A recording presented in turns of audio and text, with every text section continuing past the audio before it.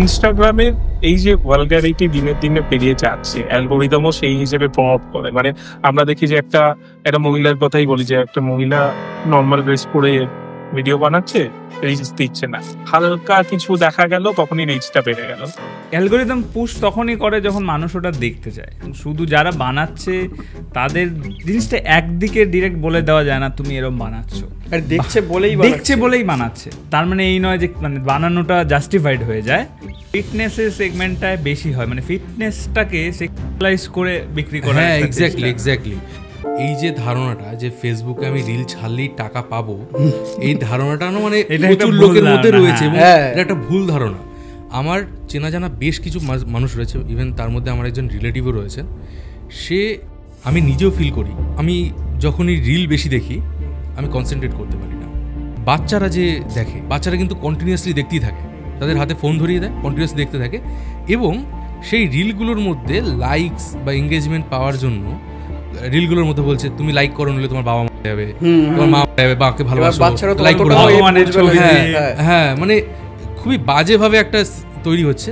Dating স্ক্যামটা আগে কি একটু বেসিক্যালি বলে দেই। বিষয়টা খানিকটা এরকম, ধরো ইনস্টাগ্রাম, টিন্ডার, বাম্বেল, এইসব গাদাগুচ্ছের যে অ্যাপগুলো আছে, সেইখানে কিছু প্রোফাইল আছে এবং মেয়েদের প্রোফাইল বেশি। আর তারা কি করে, র্যান্ডম ছেলেদের সাথে কথা বলে তাদের সাথে দেখা করার জন্য একটা বেঙ্গলের জিওগ্রাফিক্যাল পজিশনটা সব থেকে ভালো। তুমি এখানে হলদিয়া মানে বন্দর আছে, এত ভালো, সব দিক থেকে ভালো, কিন্তু আসছেন মানে ইন্ডাস্ট্রি যদি না আসে, ইন্ডাস্ট্রি আসছে না। অবশ্য বেঙ্গলের ট্যুরিজম যদি প্রমোট করে ঠিকঠাক করে, প্রত্যেক বছর $1 বিলিয়ন। এই মাগার যে মেইন ওদের মোটিভ সেটা হচ্ছে গিয়ে আত্মনির্ভর আমেরিকা, মানে সহজ ভাষায় বলতে গেলে জব জেনারেট করবো প্রচুর পরিমাণে, কিন্তু সেটা কোনোভাবেই পসিবল নয়। ওয়েস্ট বেঙ্গলের কলকাতার একটা রাস্তায় জল জমে গেছে। এখন একজন যদি আমি সাধারণ মানুষ হই, আমি যদি পোস্ট করি ফেসবুকে যে দেখেছো কি অবস্থা, সরকার কি করছে, সাথে সাথে কমেন্ট একজন বলবে আচ্ছা বিজেপি তাহলে কী করেছে, ঠিক আছে, ওই রাজ্যে কী হয়েছে, ভাই আমি তো ওই রাজ্যে থাকি না।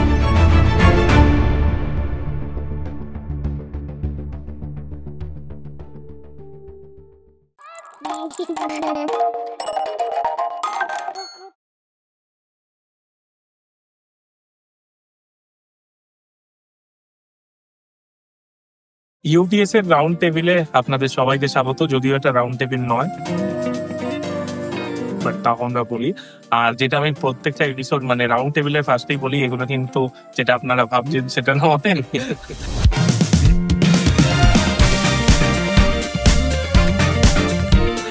ভদ্র ছিলেন। আজকে আমাদের সাথে রয়েছে মিঠুন, অপূর্ব এবং অনির্বাণ। এদের তিনজনকে আপনারা সবাই চেনেন, এরা খুব ভদ্র কন্টেন্ট বানায়। আজকে খুব ভদ্র আমরা আলোচনা করবো। রাউন্ড টেবিলটা আমরা সাধারণত মজা করেই করি, আজকে সেরকমই করব। হ্যাঁ, অনেকে কনফিউজ হয়ে যায় এটার সাথে বেঙ্গল মনসুন নিয়ে, সেটা নয়, এটা একটু আলাদা, এটা আমরা ডিসকাস করি। আজকের প্রথম ডিসকাশনটা আমার তিনজনের কাছে, মূলত অপূর্ব আর তোমার কাছে, যেহেতু তোমরা এই ধরনের কন্টেন্ট গুলো বেশি বানাও। তো ইনস্টাগ্রাম নিয়ে আমি শুরু করছি।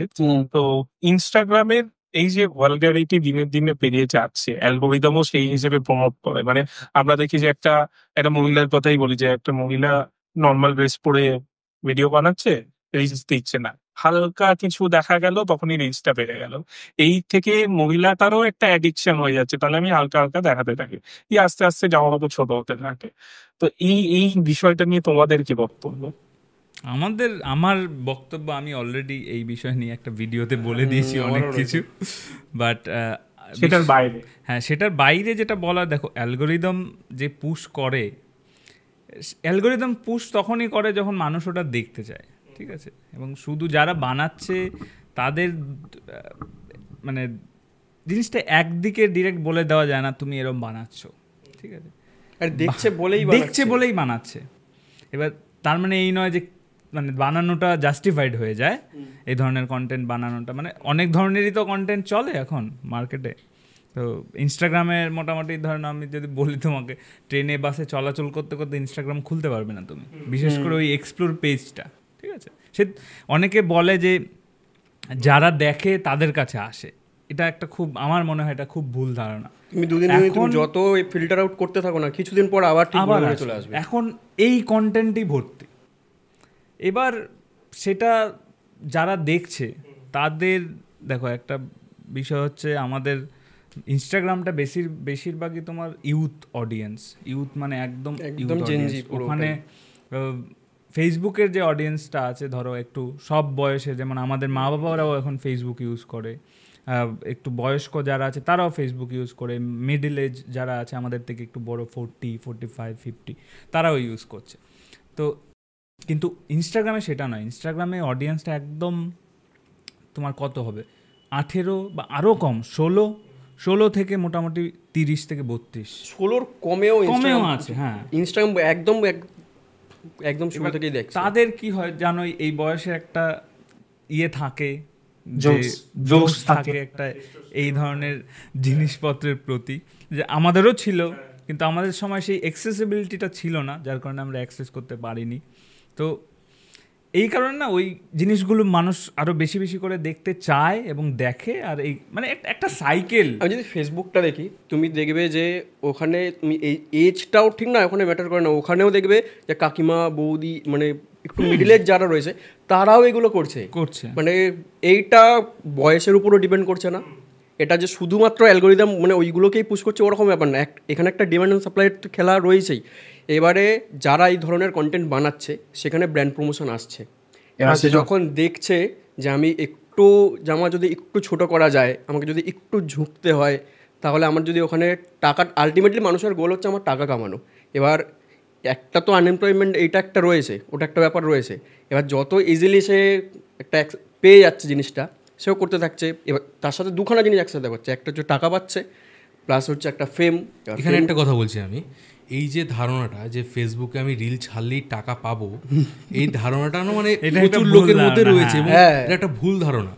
আমার চেনা জানা বেশ কিছু মানুষ রয়েছে, ইভেন তার মধ্যে আমার একজন রিলেটিভও রয়েছেন, সে ফেসবুকে রেগুলার ভিডিও করছে, বা ধরে নাও আরও বেশ কিছু মানুষকে আমি দেখেছি তারা রেগুলার রোজ ফেসবুকে ভিডিও ছাড়ছে, তারা লাইভ করছে, তারা অন্য মানুষকে নিয়ে কথা বলছে, স্টার পাঠাচ্ছে, এই পাঠাচ্ছে। আলটিমেটলি কিন্তু এতে এইখানে একটু আছে ইনস্টাগ্রাম আর ফেসবুকের মধ্যে দেখবে। এখানে একটা জিনিস আমি বলে দিচ্ছি, সেটা হচ্ছে লাইক ধরে নাও আজকের দিনে আমি যে ধরনের কন্টেন্ট বানাচ্ছি, ধরে নাও একটা বড় প্রোডাকশন হাউসে ভিডিও করছি, তারপরে ধরে নাও খরচ করছি, ডকুমেন্টারি করছি, রিসার্চ করে ভিডিও করছি, সেই ভিডিওতে গিয়েও আলটিমেটলি 1 মিলিয়ন ভিউজ হচ্ছে, যেখানে আমার একটা ভিডিও বানাতে 15-20 হাজার টাকা খরচ হয়ে যাচ্ছে, 1 মিলিয়ন ভিউজ হচ্ছে, সেখানে ফেসবুক থেকে আমি পাচ্ছি মাত্র কত $15, $20 পাচ্ছি, মানে আমার খরচ আদৌ উঠছে না। আর এই জিনিসটা এদেরকে বুঝতে হবে যে তোমরা যে ধরনের রিল বানাচ্ছ সেটা মানুষ দেখবে কেন, ঠিক আছে, কারণ আলটিমেটলি তো টাকার জন্য আসছে, ঠিক আছে। আর সেকেন্ড হচ্ছে কি, ইনস্টাগ্রামে তো 1 টাকাও দেয় না, তাহলে কেন বানাচ্ছে? আর এতে কিন্তু মানে খুব বেশি ব্র্যান্ড ডিলও কিন্তু ভালো ব্র্যান্ড আসে না, মানে একদম টপ লেভেলের, মানে যদি 100 জন করে এরকম আসে, ওই যে সাইডের লোগো থাকে তার। আর এখানে আরেকটা ব্যাপার আছে, যারা ওই ধরনের ওই ভিডিওগুলো বানাচ্ছে, আমরা মানে স্পেশালি যেই ধরনের কথাগুলো বলছি, ওখানে তো ওই আলটিমেটলি ডিএম এর জায়গায় গিয়ে ওইখানে টেলিগ্রাম গ্রুপ থাকে, তারপরে ওই বিভিন্ন ধরনের সার্ভিসের ব্যাপার থাকে, ঠিক আছে, এইগুলো কিন্তু তারা করে। বাট এইটা ফেসবুকে অতটাও নেই, এটা ইনস্টাগ্রামে যতটা ইউথ ওরিয়েন্টেড, যতটা লোক বোঝে। যে এই ফেসবুকে যে ভালগার কন্টেন্টগুলো চলে ওটা একটা আলাদা ধরনের।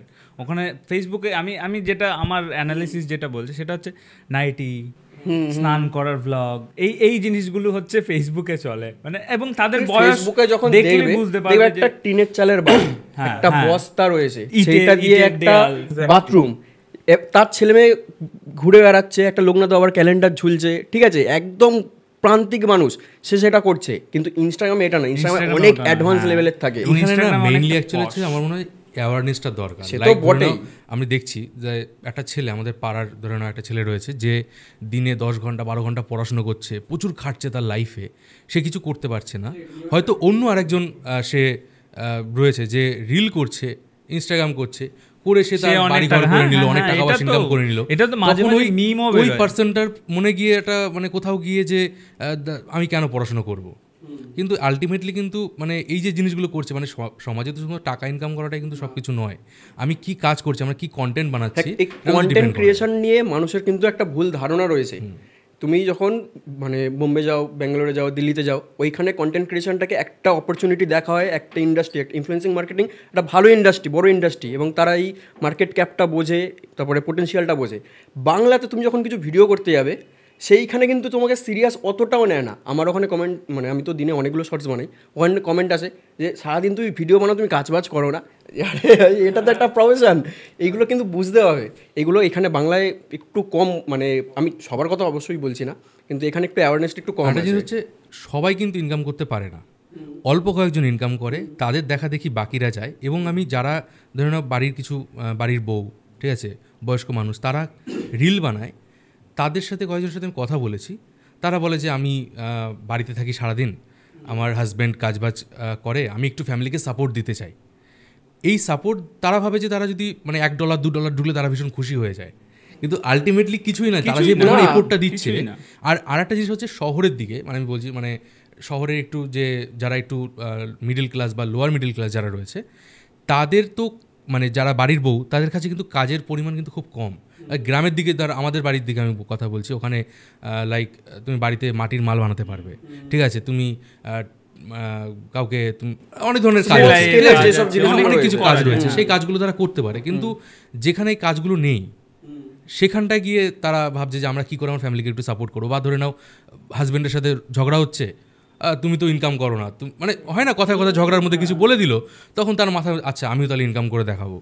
ওই করতে গিয়ে মানে আমার অ্যানালিসিস অনুযায়ী আমার মনে হয় যে যদি ইনকাম তোমার মোটিভ হয়ে থাকে, কন্টেন্ট ক্রিয়েশনের থেকে অনেক বেটার অপরচুনিটি আছে, অনেক কম এফোর্টে। কন্টেন্ট ক্রিয়েশন একটা বিরাট এফোর্টের জায়গা আমার যেটা মনে হয়, কারণ অনেক চাপ, অনেক হেডেক, মানে একবারে কত লক্ষ অডিয়েন্সের সামনে নিজেকে প্রেজেন্ট এবং তারা আমার ভিডিওটা দেখবে শেষ পর্যন্ত। এই ধারণাটা নেই বলে কিন্তু ক্যামেরাটা নিয়ে এমনি বেরিয়ে পড়ে, হ্যালো গাইস। এবার হ্যালো গাইস কন্টেন্ট আলাদা, এমনি কন্টেন্ট আলাদা। না, ওই হ্যালো গাইজের পেছনেও যথেষ্ট এফোর্ট আছে। সবার কথা বলছি না, অনেক ব্লগার আছে দুর্দান্ত কাজ করে, তারা সিনেমাটিক হোক বা এমনিও যদি বলে অনেক কোয়ালিটি থাকে। কিন্তু এমনি যেমন একটা মানে শিয়ালদা লোকাল কি হলো, মানে রিসেন্ট হলো না, এসি লোকাল বেরিয়েছে, মানে নেই, প্যাসেঞ্জার নেই, পুরো ব্লগার ভর্তি। এবার এইখানে তো তুমি কোয়ালিটি তুমি বুঝতে পারবে ওখানে যে কে কি কোনটা বানাচ্ছে। রেস যদি ইনকামের জন্য কেউ ইনস্টাগ্রামে এই ধরনের ভিডিও বানাবে, তার থেকে হাজার একটা ভালো ভালো কাজ আছে, মানে ভালো ভালো এবং কম পরিশ্রমের কাজ আছে, যারা সেটা করে ফ্যামিলিকে যদি সাপোর্ট করতে চায়। বাট ইনস্টাগ্রামের যে পার্টিকুলার যে সেগমেন্টটা নিয়ে আমরা কথা বলছি না, ওই সেগমেন্টটা পয়সার জন্য করছে না, পয়সার জন্য করছে, কিন্তু সেটা ফ্যামিলিকে সাপোর্ট করার মতো পয়সা তাদের কাছে আছে। মানে ওই ফ্যামিলিকে যে সাপোর্ট করার জন্য এখানে কিন্তু অনেকে কমেন্ট করতে পারে যে তোমরা তাহলে কেন করছো? আমি তো পয়সার জন্য করছি, আমি আমাদের ঘর সংসার চালানোর বলছি, এটাই আমার প্রফেশন। এবং তার সাথে একটা টার্গেট কোয়ালিটিটা মেইনটেইন করে আমরা কি দিতে পাচ্ছি সমাজকে। একদমই, যে আমি এখান থেকে এই কাজটা করে একটা জিনিস ফেরত পাচ্ছি, মানুষের ভালোবাসা পাচ্ছি, এতগুলো মানুষের আশীর্বাদ, আমরা একটা ডিরেকশন দিতে পারছি। প্রত্যেক ভিডিওতেই আমাদের, অন্তত আমার ভিডিওতে, তোমার ভিডিও, এর ভিডিওতেও তো মানে প্রত্যেক কটাতেই একটা মেসেজ থাকে, একটা অ্যাওয়ারনেস থাকে, যে কোনো স্ক্যাম হোক বা যে কোনো বিষয়ে একটা মেসেজ থাকে যে সমাজকে পরিবর্তন করার হোক বা অ্যাওয়ারনেস ছড়ানোর হোক। কিন্তু ওই ভিডিওগুলো থেকে আলটিমেটলি মানে এন্টারটেনমেন্ট ভ্যালু একটা আলাদা জিনিস, কিন্তু ওইখানে এন্টারটেনমেন্ট ভ্যালুও কিন্তু নেই। Actually as a content creator আমাদের মাথায় রাখতে হবে যে আমরা একজন অডিয়েন্সের টাইম ওয়েস্ট করবো না, তাকে এটা হচ্ছে মেন, এটা হচ্ছে মাথায় রাখতে হবে। তো যারা করছে এই সময়ে যে এই একটু শরীর দেখাচ্ছি বা ব্লগ করছি, তাদেরকে ভাবতে হবে যে আমরা কি করছি। আলটিমেটলি আজ থেকে 10 বছর পরে যখন আমরা বয়স্ক হয়ে যাব, আমাদের বাচ্চা কাচ্চা বড় হয়ে যাবে, তখন ভিডিওগুলো তারা দেখবে, তারা কি ভাববে। ঠিক আছে না, রিসেন্ট টাইমে আমি যখন ইনস্টাগ্রাম বা ফেসবুক দেখছিলাম, আমি তো ওই বিজনেসের জন্য কিছু কিছু জিনিস দেখছিলাম, ওর জন্য বিজনেসের যত ব্লগ এই সব আসছিল, আমি দেখছি কিছু কিছু মহিলা আবার এই যাই হোক যেভাবেই হোক, ধরো চুড়িদার বিক্রি করছে, এটা কিন্তু বেটার। মানে আমার এর মাধ্যমে যদি আমি এইগুলো বিক্রি করি বা শাড়ি বিক্রি করি, অনেক বেটার। এবং এই মুহূর্তে তুমি যে কোনো বিজনেস করতে যাও, তোমাকে কন্টেন্ট ক্রিয়েশনটা এখন মাস্ট হয়ে গেছে। কেননা তুমি একজনকে রাখবে বা তুমি যদি প্রমোশন করাও, সেইখানে যেই কষ্টটা লাগবে সেটা যদি আমি নিজেই করি, নিজে আমি কন্টেন্ট, আমি অনেকে এরকম বলেছি, আমাকে অনেক মহিলা বলেছে, দাদা আমার না এই চ্যানেলটা চলছে না। আমি কি ভিডিও বানাও তুমি? বলছি আমি গান দিয়ে রিল বানাচ্ছি। আমি বলছি তুমি এইগুলো না করে, কারণ এগুলো তোমাকে কেন দেখবে লোক, এগুলো তো অলরেডি অনেক রয়েছে। এখানে আমি বলেছি যে তুমি এক কাজ করো, তুমি একটা কুকিং ভিডিও করো। তুমি বাড়িতে তো রান্না বান্না করছো, ক্যামেরাটা ট্রাইপডে চাপিয়ে দাও, তুমি কুকিং ভিডিও করো, বা তুমি এমন কিছু করো যেটা মানুষ মানে তুমি পজিটিভ কিছু দেখাচ্ছ, কিছু একটা ভ্যালু বেনিফিটেড হবে। আমি যে এই টাইমটা ওয়েস্ট করছি, এতক্ষণ আমি টাইমটা দেখলাম ভিডিওটা, আমার কিছু একটা ভ্যালু দিল। মানে বিশেষ করে মহিলাদের, আমি ছোট করে বলছি না, ন্যাচারালি আমি যেটা দেখতে পাই যে সহজ পদ্ধতি হচ্ছে একটা গান চালিয়ে দিলাম, নাচলাম, এটাই হচ্ছে লিপসিং করে নিলাম, ব্যাস হয়ে গেল। আরেকটা জিনিস মেনশন করে দেওয়া দরকার, এই যে সেগমেন্টটা নিয়ে আমরা কথা বলছি সেটার মধ্যে শুধু মেয়েরা কিন্তু পড়ে না, ছেলে মেয়ে নির্বিশেষ। কারণ ইনস্টাগ্রামে এখন এবং বিশেষ করে ফিটনেসের সেগমেন্টটায় বেশি হয়, মানে ফিটনেসটাকে সেক্সুয়ালাইজ করে বিক্রি করা। হ্যাঁ এক্স্যাক্টলি, মানে যে কটা এই যে ইনস্টাগ্রামে জিমের ভিডিও দিচ্ছে, ছবি দিচ্ছে, তারা কেউ একটা যদি বডি বিল্ডিং নিয়ে ভিডিও বানায় সেটা তুমি বুঝতে পারবে, আর কে ওটাকে সেক্সুয়ালাইজ করে ভিডিও বানাচ্ছে সেটাও তুমি অডিয়েন্স কিন্তু সবটাই বোঝে যে কে কোন ডাইরেকশনে যাচ্ছে, আমি কি দেখতে যাচ্ছি আর সে কি দেখাচ্ছে। হিন্দির কিছু ক্রিয়েটারদের ক্ষেত্রেও দেখছিলাম ইনস্টাগ্রামে কন্টেন্ট করে, তারা মানে একটা মেয়েকে নিয়ে কন্টেন্ট করে, ওগুলো তো ভালগারি কাইন্ড যেগুলো পড়ে, ওখানেও এই ডিমান্ড এন্ড সাপ্লাই দেখছে বলে নিয়ে আসছে। এমনি ভিডিও বানাচ্ছে হচ্ছে না, একটা মেয়েকে নিয়ে চলে আসছে। এখানে ডিমান্ডের সাপ্লাইয়ের একটা চেইন আছে, এবং সেটা মানে তুমি আমরা চারজন এই ঘরে বসে ডিসকাস করে বন্ধ করা। বলেছিলেন না যে আমাদের মানে এখানে ইন্ডিয়াতে খুবই ব্যাকওয়ার্ড একটা অডিয়েন্স রয়েছে, ঠিক আছে, যা ভালো কোয়ালিটির যেমন কাজের অভাব রয়েছে, তেমনি ভালো অডিয়েন্সের অভাব রয়েছে, এটা আমাদেরকে মানতে হবে। সেটা হ্যাঁ, এটা সত্যজিৎ রায় অনেকে আগেই বলেছেন, দেবী যখন বেরিয়েছিল তখন বলেছিল।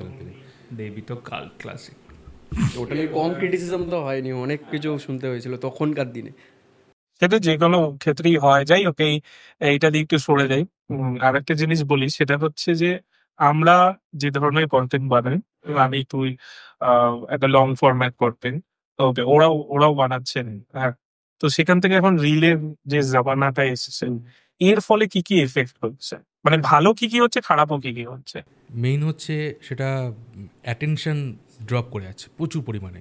লাইক আমি নিজেও ফিল করি, আমি যখনই রিল বেশি দেখি আমি কনসেন্ট্রেট করতে পারি না। একটানা আমি 10টা 15টা 20টা রিল দেখছি, 1 ঘন্টা 2 ঘন্টা কোথা থেকে সময় পার হয়ে যাচ্ছে বুঝতে পারছি না। এক তো হচ্ছে টাইম ওয়েস্ট হচ্ছে, সেকেন্ড হচ্ছে আমার অ্যাটেনশন স্প্যান কমে যাচ্ছে। তারপরে আমি 1 ঘন্টা আগে যে রিলটা দেখেছি তার তো কিছু আমার মাথায় থাকছে না, জাস্ট আমি দেখেছি, পরপর দেখে যাচ্ছি। তো ইম্প্যাক্ট তো পড়ছে, একটা হিউজ পরিমাণ ইম্প্যাক্ট পড়ছে। আরও একটা জিনিস পড়ছে, সেটা আমি রিসেন্টলি আরেক জায়গায় কথা বলছিলাম এই ব্যাপারে। বাচ্চারা যে দেখে, বাচ্চারা কিন্তু কন্টিনিউয়াসলি দেখতেই থাকে, তাদের হাতে ফোন ধরিয়ে দেয়, কন্টিনিউয়াসলি দেখতে থাকে, এবং সেই রিলগুলোর মধ্যে লাইকস বা এঙ্গেজমেন্ট পাওয়ার জন্য রিলগুলোর মধ্যে বলছে তুমি লাইক করো, নিলে তোমার বাবা মারা যাবে, তোমার মা বাবাকে ভালোবাসো, লাইক করো। হ্যাঁ, মানে খুবই বাজেভাবে একটা তৈরি হচ্ছে। তবে ইউটিউব অ্যাকশন নেয়, ঠিক আছে, আমি বলবো না যে নেয় না, ইউটিউব অ্যাকশন নেয়। ইউটিউব এই ইনস্টাগ্রাম আর ফেসবুকের থেকে অনেক বেশি রিলায়েবল, নো ডাউট। এবার এই ইনস্টাগ্রাম মানে এই যে রিলে কনভার্ট হওয়ার ব্যাপারটা, মানে শর্ট কন্টেন্টে, সেটাতে ও যেটা বললো অ্যাটেনশন স্প্যান যেমন কমছে, সেটা ঠিক। এবার এই শিফটটার একটা কারণ আছে, তুমি দেখবে ইউটিউবে যারা বড় বড় ক্রিয়েটাররা ছিল বা এখনও আছে অবশ্যই, তারা ফ্রিকোয়েন্সি কমিয়ে দিয়েছে ইউটিউবে, তারা এখন ইনস্টাগ্রামে ফোকাস করছে বেশি। কারণ হচ্ছে ইউটিউবের আমাদের বিশেষ করে বাংলায় ব্র্যান্ড সেই অর্থে নেই, মানে নেই বলতে নেই, হাতে গোনা ছিল, কয়েকটা সাইট ছিল, সেগুলো বন্ধ হয়ে গেছে। যারা বড় ভিডিও বানাতো, আমরা যাদের ইউটিউবার বলে জানতাম, এরা ইউটিউবার, তাদের একটা বড় ভিডিও বানাতে স্ক্রিপ্টিং করতে হচ্ছে, অতটা বড় স্ক্রিপ্টিং, তারপরে প্রোডাকশন কস্ট, ভিডিও করো, এত একটা বড় একটা প্রসেস।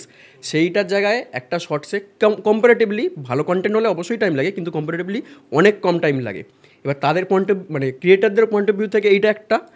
আর অ্যাটেনশন স্প্যান তো মানুষের কমেইছে, এক তো হচ্ছে কাজের জন্য বিভিন্ন কারণে বিজি, সে এবার যখন একটা ফোনটা একটু লেজার টাইম একটু খুলে জাস্ট ওপেন করলে, এখন ইনস্টাগ্রাম থেকে আরম্ভ করে, ইনস্টাগ্রাম তো রিলসেরই হয়, ইউটিউব তুমি খুললেই দেখবে আগে শর্টস চলে আসে, মানে বড় ভিডিওর সেগমেন্ট আসার আগে। সেগমেন্টটা এমন ভাবে ডিজাইন করা, ওখানে কোনো ব্যাক বাটন নেই, এবং তুমি যদি না থামো দেখবে অটোমেটিক স্ক্রল হয়ে যায়, অটোমেটিক স্ক্রল হয়, তোমাকে স্ক্রল করতে হয় না, একটা রিল শেষ হয় স্যাট নিচে নেমে যায়।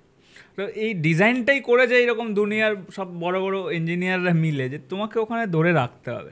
তো সেটা তাদের বিজনেস পয়েন্ট অফ ভিউ থেকে করেছে। এবার মানুষের জন্য যদি পজিটিভ, মানে মানুষের জন্য বলতে ক্রিয়েটারদের জন্য যদি পজিটিভলি বলি, তাহলে আমি ইদানিং ইনস্টাগ্রামে ফোকাস করছি একটু।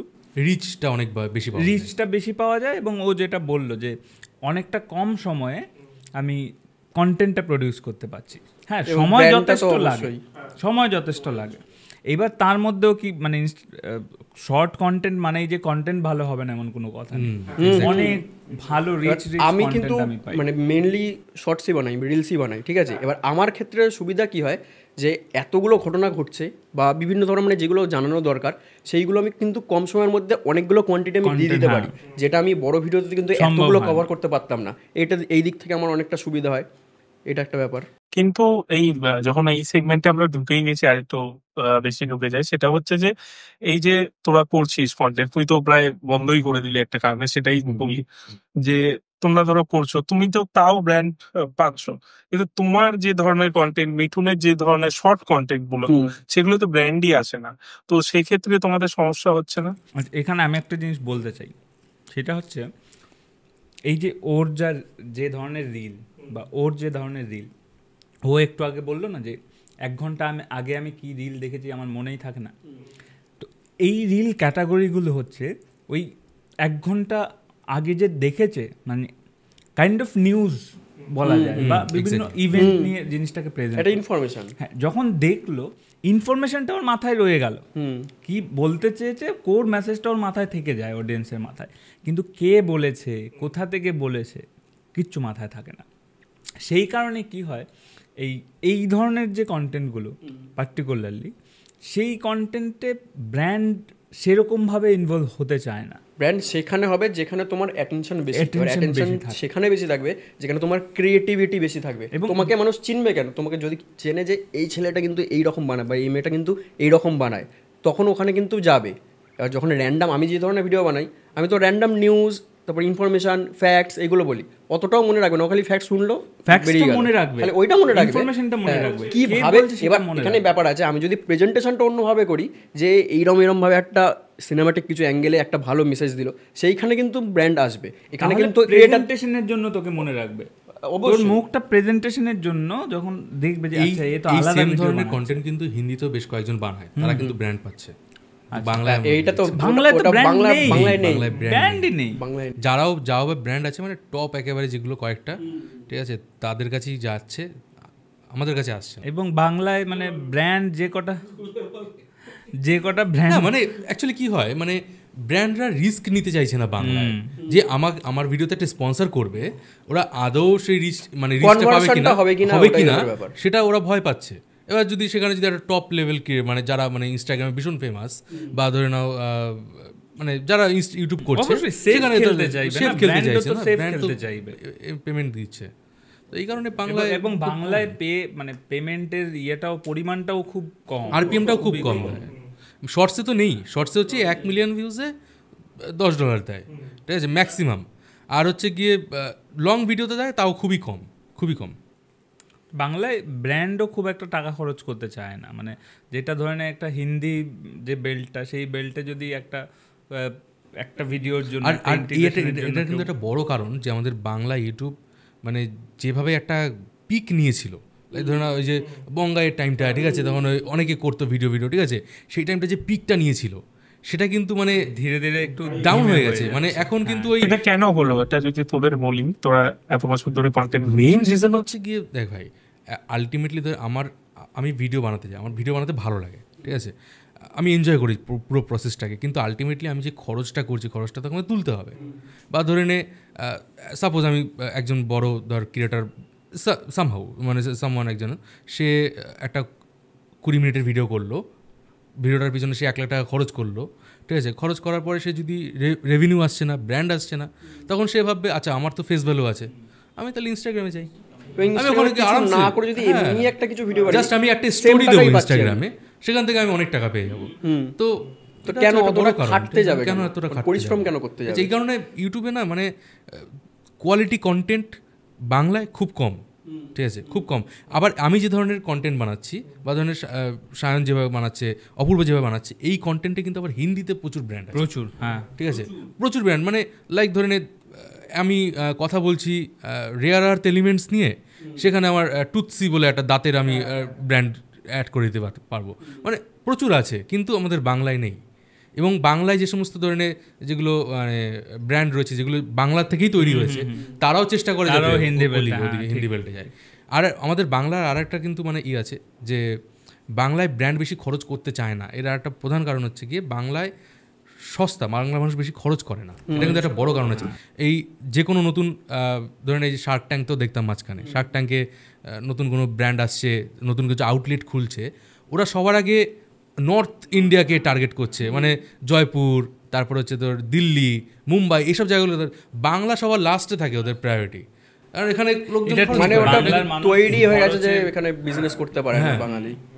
আজকের দিনে কলকাতা যতটা মানে সস্তা, অতটা কিন্তু হায়দ্রাবাদ ওখানে ইনকামও বেশি, ওখানে খরচও বেশি। এখানে ইনকামও কম, খরচও কম।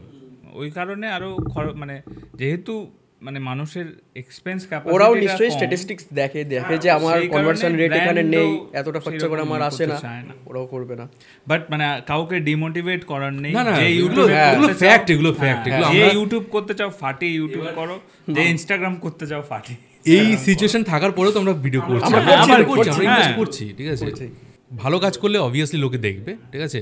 আর শুধুমাত্র আর বাংলা অডিয়েন্স কিন্তু কম নয়, আমাদের ওয়েস্ট বেঙ্গলের প্রায় কত 10 কোটি, 11 কোটি, বাংলাদেশের আছে প্রায় 17 কোটি, আসাম ত্রিপুরা থেকেও দেখে, সারা পৃথিবী জুড়ে বাঙালি রয়েছে, বাঙালির অডিয়েন্সের অভাব নেই। এটা আগে এবং ভালো কাজ করলে ভালোবাসাও আছে, ভালোই শুরু করে তখন ভাবতাম যে বাংলায় আর কত অডিয়েন্স, হিন্দিতে করলে আরো বেশি।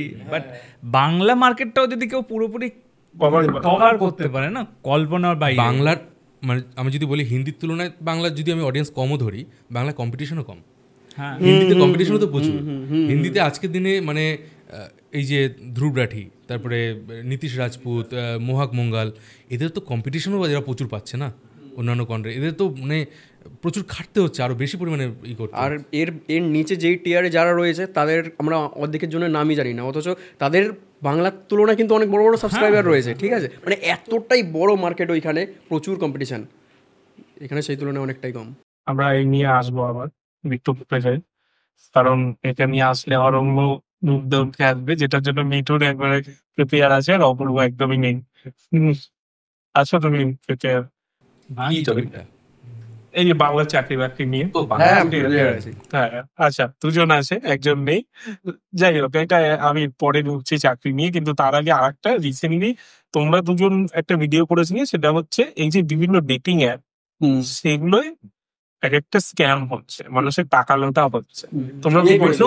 হ্যাঁ, তো বিভিন্ন ডেটাও তুমি বার করেছিলে, দুটো পার্ট করেছিলে, একটাই ডেটা পুরো বার করেছিল।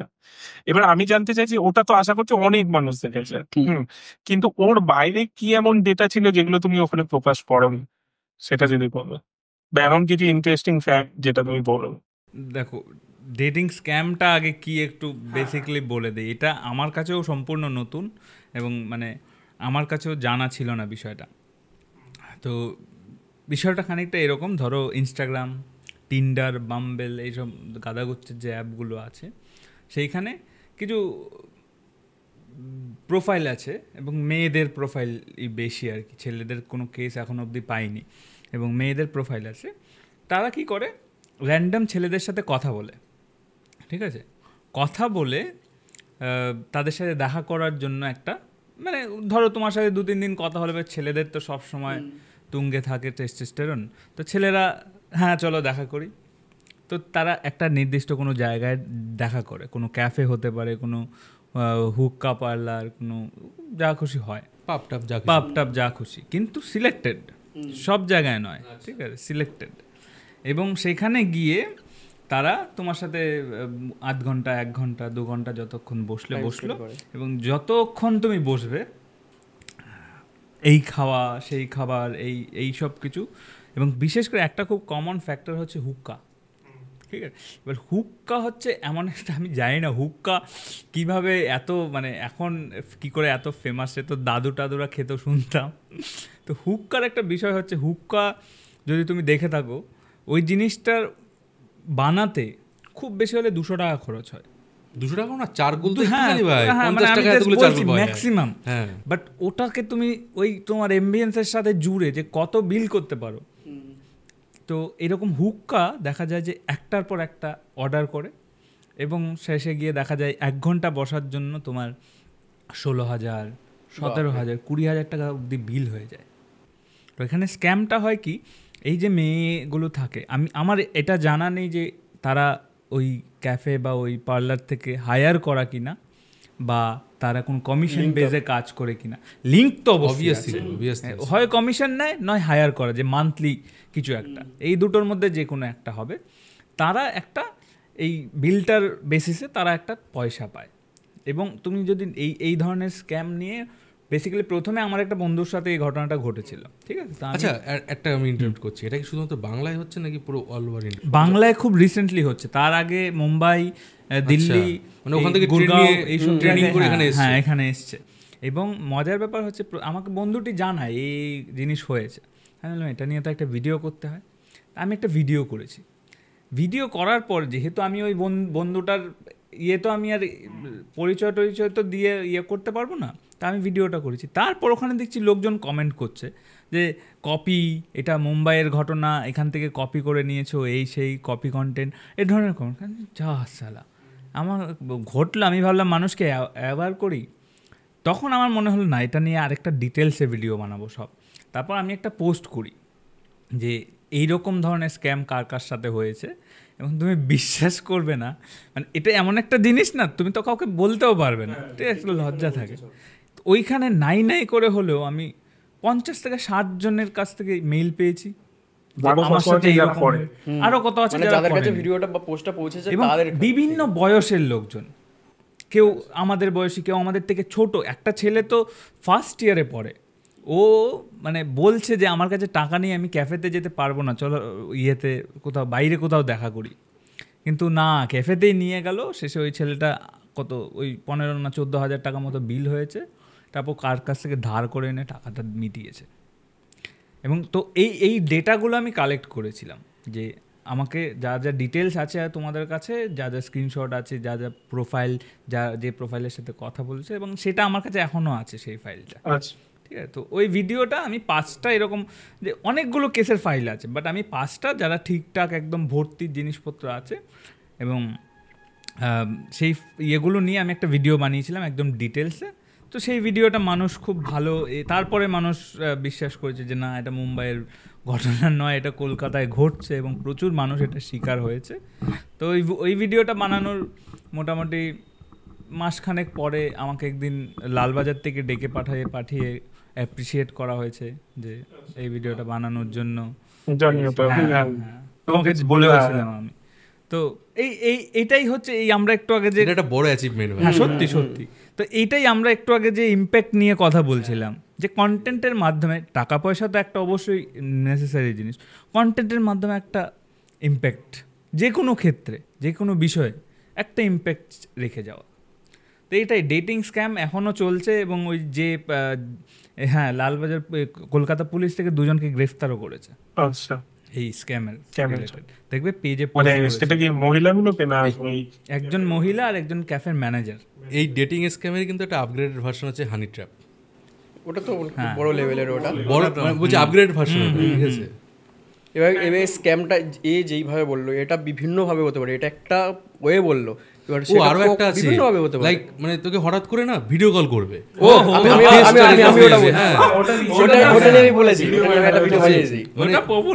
তারপরে ওখানে মানে নোংরা জিনিস দেখে টাকা ব্ল্যাকমেল, মানে ওরকম না যে ওটা ফেক কিছু দেখাচ্ছে, একদম নিজেই মানে ইয়ে হয়ে দেখাচ্ছে। কয়েক সেকেন্ডের জন্য রেকর্ড করা থাকে, ওগুলো রেকর্ড করা থাকে।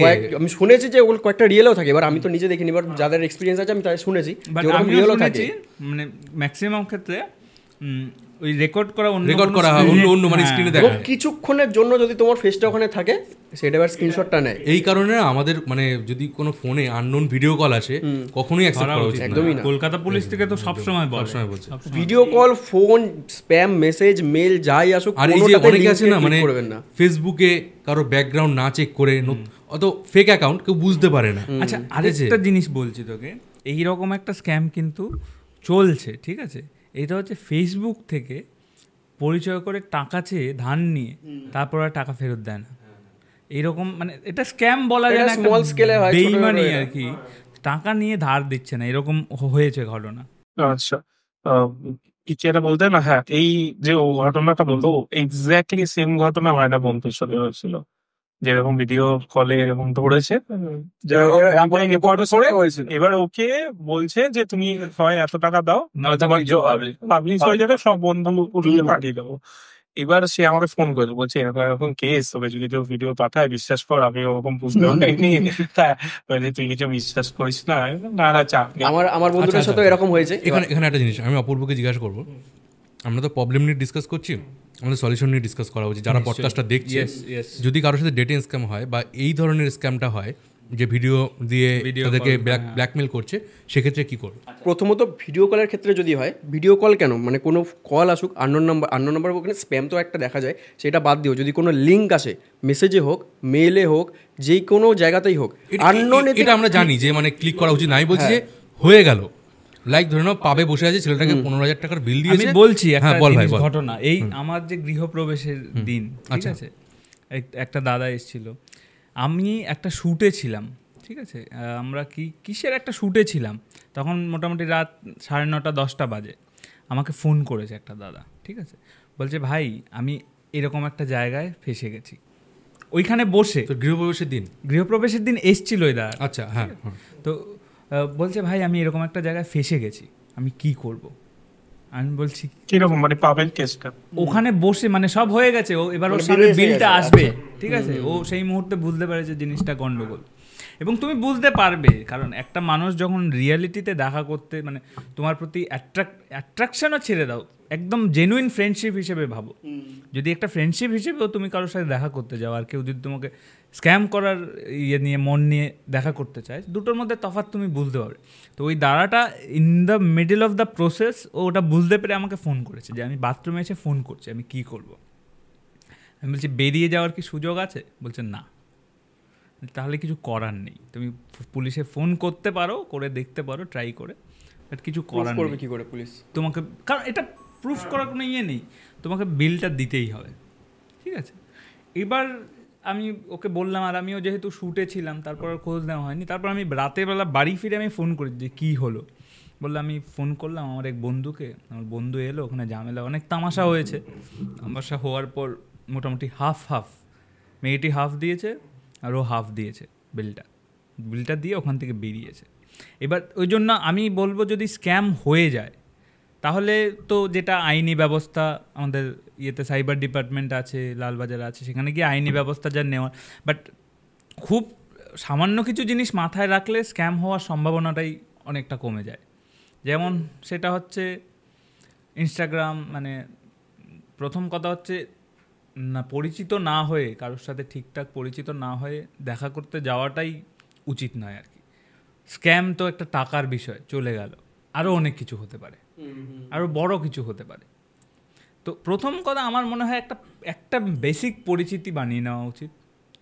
তারপর আরও কিছু জিনিস, যদি তোমার বিন্দুমাত্র সন্দেহ হয়, আমার ভিডিওটা মোটামুটি মোর দ্যান 6 লাখ পিপল দেখেছে আর কি ভিডিওটা, তো 6 লাখ মানুষ মাত্র জানে, এত বড় জনসংখ্যার মধ্যে মাত্র 6 লাখ মানুষ। তো এই জিনিসটা আরও মানুষের কাছে পৌঁছাতে হবে যে এই ধরনের একটা স্ক্যাম হচ্ছে, এবং তোমার মনে যদি বিন্দুমাত্র কোনো সন্দেহ থাকে তাহলে এমন একটা জায়গায় দেখা করো যেটা মিউচুয়ালি ডিসাইডেড, ও ডিসাইড করা, মানে উল্টো দিকের মানুষটা ডিসাইড করা জায়গায় নয়, তাহলেই এই জিনিসটা হবে।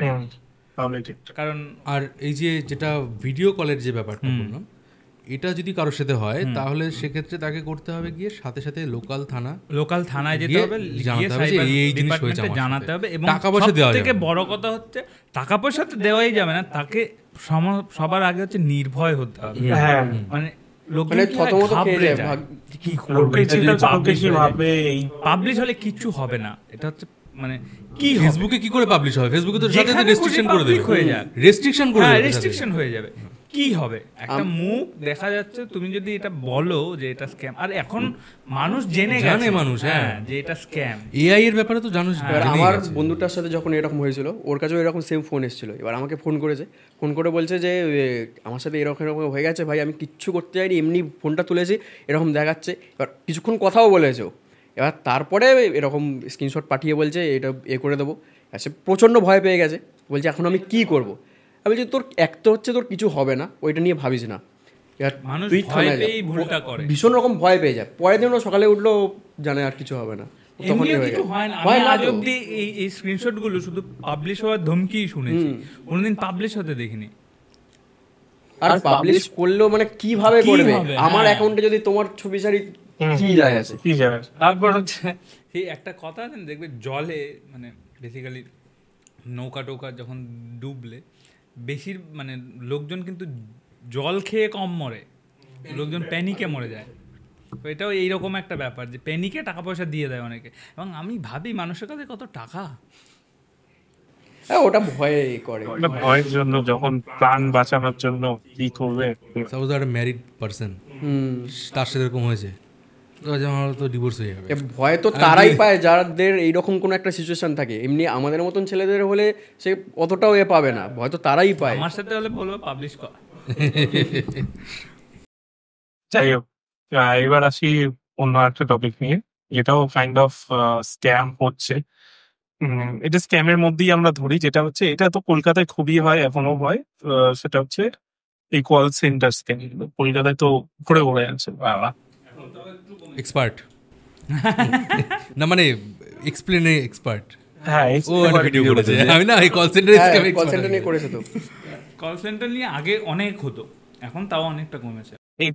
এটা কল সেন্টার স্ক্যাম তো সবাই জানে, মানে বিদেশে ওরা ভাবনা আমাদের কেউ মানে বলেছে। ওয়েস্ট বেঙ্গল কলকাতায় একটা সময় আইটি হাব হওয়ার কথা ছিল, হ্যাঁ, স্ক্যাম সেন্টার।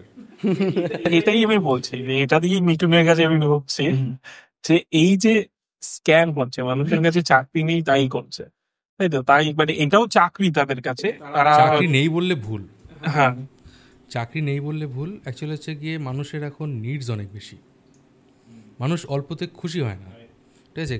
এই যে আজকে যদি বলি যে কাজ কি নেই, কাজ প্রচুর রয়েছে।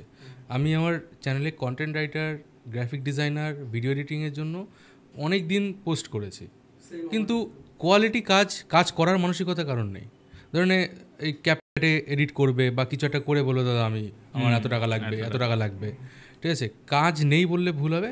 কাজ কিন্তু তো মানুষ তাও হচ্ছে জানে। আরেকটা আমার কাছে জিনিস যখন হচ্ছে- মেল আসে, মানে মেল কিভাবে লিখতে হয় সেটাও সেইটুকুনি জানে না, স্কিল জানে বডির না। মধ্যে সবকিছু পুরোটা মানে বডিটা সাবজেক্টের ওখানে সাবজেক্টের মধ্যে সবকিছু লিখে দিচ্ছে। পোর্টফোলিও কি জানে এই না, যে সিভি কি স্ক্যাম জানে না। হচ্ছে, স্ক্যামটা মাঝখানে একজন একটা ছেলে ভাইরাল হয়েছিল না, ওই যে ফেসবুকে প্রচুর মানে লাইফস্টাইল, প্রচুর মানে হাই ক্লাস লাইফস্টাইল লিড করছিল, পরে গিয়ে কোথাকার জন পুলিশ এসে আমাদের কলকাতা থেকে ধরে নিয়ে গেল, প্রচুর ট্রল হচ্ছিল কলকাতা থেকে না, মাঝখানে। শিলিগুড়ি থেকে। শিলিগুড়ি থেকে ধরেছিল, হ্যাঁ, হ্যাঁ, তাহলে তাহলে তো কাজ আছে। এরা হচ্ছে কি বলতো, মানে ওই আমাদের আরো চাই, ঠিক আছে? কাজ আছে। এবং আরেকটা জিনিস, আগেকার মানে আগে যেমন অপরচুনিটি অনেক কম ছিল, মানে অপশন অনেক কম ছিল, এখন তো অপশনই অপশন, প্রচুর রয়েছে। এখন কাজ বানিয়ে সেই কাজ তুলে নেওয়া যায়।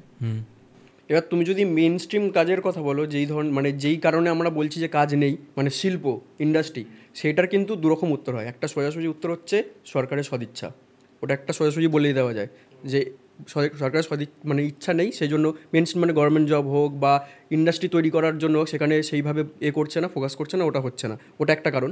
আর একটা বলতে গেলে তোমাকে অনেকটা ইতিহাস দেখতে হবে, যে মানে সেই একটা টাইমে এরকম একটা ব্যাপার ছিল, কলকাতা যখন ক্যাপিটাল ছিল, তারপরে সেই ব্রিটিশ চলে গেল, এখান থেকে সব কিছু সরে গেল, তারপরে ফ্রেট ইকুয়ালাইজেশন পলিসি, এইগুলো অনেক কিছু চলে আসবে। কিন্তু আমাদের এখানে যে পলিটিক্যাল ইনস্টেবিলিটিটা ছিল, তারপর আমাদের এখানকার ল্যান্ড অ্যাকুইজিশন মানে পলিসি যেগুলো, এইগুলোর জন্য এখানে ইন্ডাস্ট্রি আসে না। মানে এখানে যে আসবে, আমরা সবাই জানে টাটা সিঙ্গুর এই ঘটনাগুলো সবাই জানে। এখানে আসতে গেলেও যেই ধরনের পলিটিক্যাল টার্মোয়েল রয়েছে এখানে, সেখানে মানে ওরা আসতেই চায় না। এবার ওরা যদি না আসে, এবার সরকারেরও তো একটা সদিচ্ছা থাকে। ধরো আমি যদি এখন একটু পলিটিক্যাল এতে যাই, যে জ্যোতি বসুর আমলে উনি কিন্তু মানে বড় স্কেলের যে ইন্ডাস্ট্রি হয় সেখানেও তিনি পুশ করেননি। এই প্রবলেমটা যখন বুঝলো বুদ্ধদেব ভট্টাচার্য, উনি কিন্তু ট্রাই করতে গেলে এক তো হচ্ছে হুটোপাটি করেছে, এবার আরও বিভিন্ন কারণ আছে, ওগুলো আমি পলিটিক্সে ঢুকতে যাচ্ছি না, কিন্তু ওই যে টাইমটা গেল না, ওইখানটায় ওই মানুষ চলে গেল ওখান থেকে, ওই যে টাটা চলে গেল, এটা একটা ট্যাগ বাংলা থেকে চলে গেল, তারপর থেকে কেউ আর সেইভাবে আসেনি। এখানে যতই এই বেঙ্গল সামিট হোক বা যাই হোক, সেই আমাকে তো এনভায়রনমেন্টটা দিতে হবে, এখানে কিছু কি নেই, সব কিছু আছে, এখানে ল্যান্ড বলো খুব ভালো আছে, এখানে মানুষ বলো প্রচুর রয়েছে, বেকার সব কিছু রয়েছে, জল টল থেকে ইত্যাদি সব কিছু রয়েছে, কিন্তু ওই বিভিন্ন ধরনের পলিসি, তারপরে সরকারের এখানে আমি পুরোটা ডিটেলস আমি যেতে যাচ্ছি না, বেঙ্গলের জিওগ্রাফিক্যাল পজিশনটা সব থেকে ভালো, তুমি এখানে হলদিয়া মানে বন্দর আছে এত ভালো, সব দিক থেকে ভালো, কিন্তু আসছেন মানে ইন্ডাস্ট্রি যদি না আসে, ইন্ডাস্ট্রি আসছে না। মাত্র বেঙ্গলের ট্যুরিজম যদি প্রমোট করে ঠিকঠাক করে, প্রত্যেক বছর $1 বিলিয়ন একদম দার্জিলিং থেকে সুন্দরবন কি নেই, সব কিছু আছে, এবং তুমি যে টেরাকোটার কাজ বিভিন্ন দিক থেকে ভালো। আমার একটাই প্রশ্ন, আমরা পিছিয়ে পড়ছি শুধু পলিটিক্যাল রিজনেই না অন্য কোনো কারণও আছে? পলিটিক্যাল কারণ অনেকগুলো কারণ রয়েছে। আমি বলছি, মানসিকতার একটা ব্যাপার আছে, ঠিক আছে? আজকের দিনে মানে কি বলবো, ছোটবেলা থেকে যে এডুকেশন সিস্টেম আমাদের পড়ানো হয়, আমরা চাকরি করার জন্য পড়াশোনা করি, ব্যবসা করার জন্য পড়াশোনা করি। ঠিক তুই ভাব না, মানে ধরে ক্লাস 1 থেকে 12 পর্যন্ত পড়েছিস, তো কোন ক্লাসে কোন সাবজেক্টে তোকে বিজনেস কি করে করতে শিখিয়েছে? না, কেউ কোথাও শেখায়। শুধু এটা না, আরো একটা জিনিস আমি অ্যাড করছি এটার সাথে, সেটা হচ্ছে আমাদেরকে, মানে আমি শুধুমাত্র বাংলার কথা বলছি না, আমাদের পুরো ইন্ডিয়ার ব্যাপারেই বলছি, আমাদেরকে না মানে সেটা তাও হয়তো যারা বিজনেস ফ্যামিলি থেকে বিলং করে তাদের হয়তো দেওয়া হয়, আমাদের ফিনান্সিয়াল এডুকেশনটা একেবারেই নেই। আমরা না থেকে শিখি, ঠিক আছে, 30-35 বছর অবধি দু হাতে এদিক ওদিক ভেবাচেকা খেয়ে তারপর গিয়ে শিখি। আমাদের বাবারাও সেভাবেই হয়তো শিখেছে, তারাও আমাদেরকে কোনো নলেজ দিতে পারেনি। তার ফলে কি হয়, টাকা ইনকাম কি করে করব সেটা তো না হয় জেনে গেলাম, কিন্তু সেই টাকাটাকে কি করে বাড়ানো হবে, সেই টাকাটা দিয়ে কি করে ইনভেস্টমেন্ট করে আরো বাড়ানো যায় সেটা আমরা জানিই না। মানে কাউকে যদি আমি এখন সময় লেগে যায় বলি যে ভাই টাকাটা মিউচুয়াল ফান্ডে ইনভেস্ট কর, শেয়ার মার্কেট নিয়ে ট্যাবু রয়েছে। আচ্ছা, এসআইপি তো একটা বেসিক জিনিস। এসআইপি একটা, এই এসআইপি এর ব্যাপারে তুই কতদিন আগে জেনেছিস? খুব বেশি হলে এই 2020 লকডাউন এইটাই জেনেছি, তার আগে জানতাম না এটা কি। তো এই যে ল্যাকটা, এবার সেটা অবশ্যই মানে ইয়েকে দোষ দিয়ে লাভ নেই, সেটা পুরো সিস্টেমটাই এরকম। যদি ছোটবেলা থেকেই যদি একটু একটু করে মানুষের মধ্যে যে এই মানে রিয়েল লাইফ যে কোনো হ্যাক, সে ফাইন্যান্সিয়াল হোক বা যে কোনো, মানে রান্না করাটাও কিন্তু এটা বেসিক একটা রিকোয়ারমেন্ট, মানে প্রত্যেক মানুষকে জানা উচিত এটা। কিন্তু যদি আমরা বলি মানে প্রফেশন কটা আছে, কোনো একজন সাধারণ মানুষকে জিজ্ঞেস করে হাতে গোনা কয়েকটা, ডাক্তার, ইঞ্জিনিয়ার, গায়ক, এই মানে গায়কও যায় না, ওটাও যায় না, কিন্তু প্রচুর আছে এর বাইরে, প্রচুর। এবং আমি মানে আর এই বাংলায় যে মানে চাকরি নেই, তারও আরও একটা কারণ হচ্ছে গিয়ে আমরা প্রচুর বেশি পলিটিক্স করি। আমাদের প্রত্যেকের একটা করে পলিটিক্যাল ওপিনিয়ন আছে, থাকা ভালো, কিন্তু আমরা অতিরিক্ত পলিটিক্স নিয়ে ডিসকাশন করি। লাইক ধরে নে, আজকে আমি সাপোজ বলছি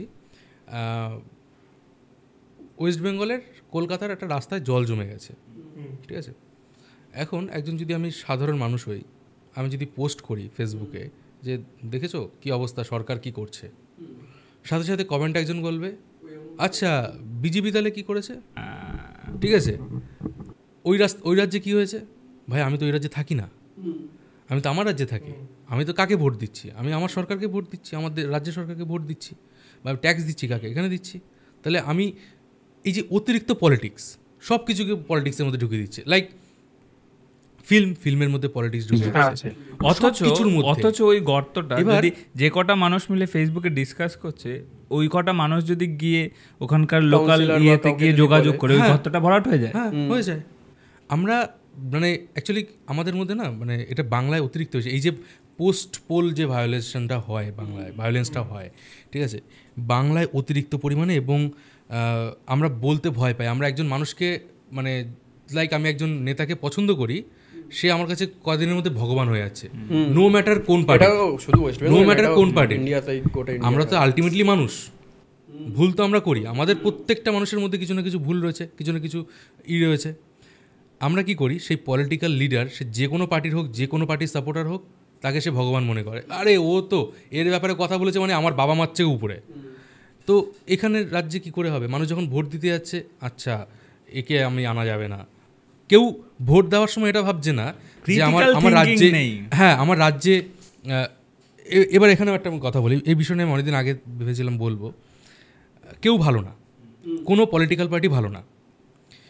আমাদেরকে এখন এই সময় ডিসাইড করতে হবে যে কে কম ভালো, কে কম খারাপ, কে কম খারাপ, ঠিক আছে, মানে কে আমাকে বেশি বেনিফিট দিতে পারবে।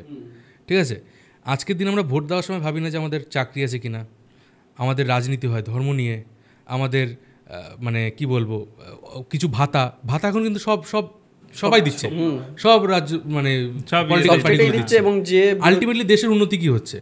পলিটিক্যাল পার্টিগুলো কি আদৌ আজ থেকে 100 বছর 200 বছর আগের কথা ভাবছে? এখানে যদি আমি বলি, সিঙ্গাপুরের একজন লিডার ছিল, ভিশনারি লিডার, ঠিক আছে, লি কুয়ান ইউ। উনি বলতেন যে আমার সামনের ভোটে আমি জিতবো কিনা আমার দরকার নেই, আমি এই ভোটে আমি কাজ করে দিয়ে যাবো, ঠিক আছে, আমি এমন কিছু করতে যেটা মানুষ আমাকে 100 বছর পরে মনে রাখবে। আমাদের এরকম ভিশনারি লিডার কোথায় আছে? নেই। তো উন্নতি আসবে কোথা থেকে? প্রত্যেক জায়গায় স্ক্যাম, কোথায় নেই? মানে রাস্তা যাচ্ছে, গাড়ি যাচ্ছে, দাঁড় করিয়ে দিয়ে টাকা তুলছে, চাঁদা তুলছে, ঠিক আছে। তাহলে এবার ভাব, মানে একটা ইন্ডাস্ট্রি আসবে কোন ভরসায়? ঠিক আছে। এবং যদি ইন্ডাস্ট্রি একটা ছোট একটা বিজনেস খুলতে হলেও তাকে সেখানে কোন লেভেলের টাকা দিতে হয় কোনো আইডিয়া নেই। সে খুলবে কি করে? একটা ছোট দোকান খুলবে, সেখানে এত টাকা একটা অ্যামাউন্ট লাগবে, কি করে করবে?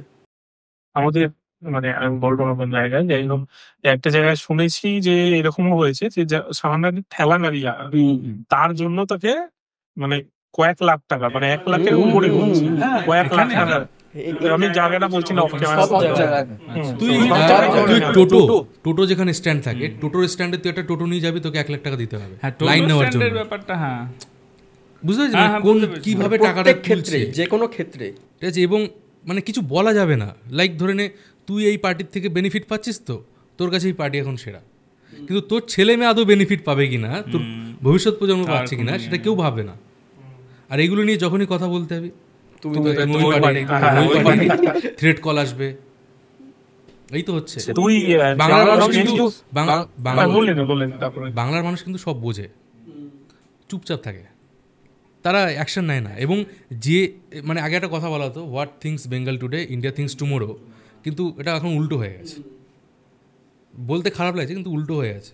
আজকে তুই ভাব, মানে আমাদের রাজ্যটা, আমি কোনো একটা পলিটিক্যাল পার্টির কথা বলবো না, ঠিক আছে, কারণ কোনো একটা জায়গায় যে শুধুমাত্র একটা পার্টির লিডার রয়েছে এমন নয়, অন্য পার্টির তো লিডার রয়েছে, তারাও তো চাইলে কিছু করতে পারে।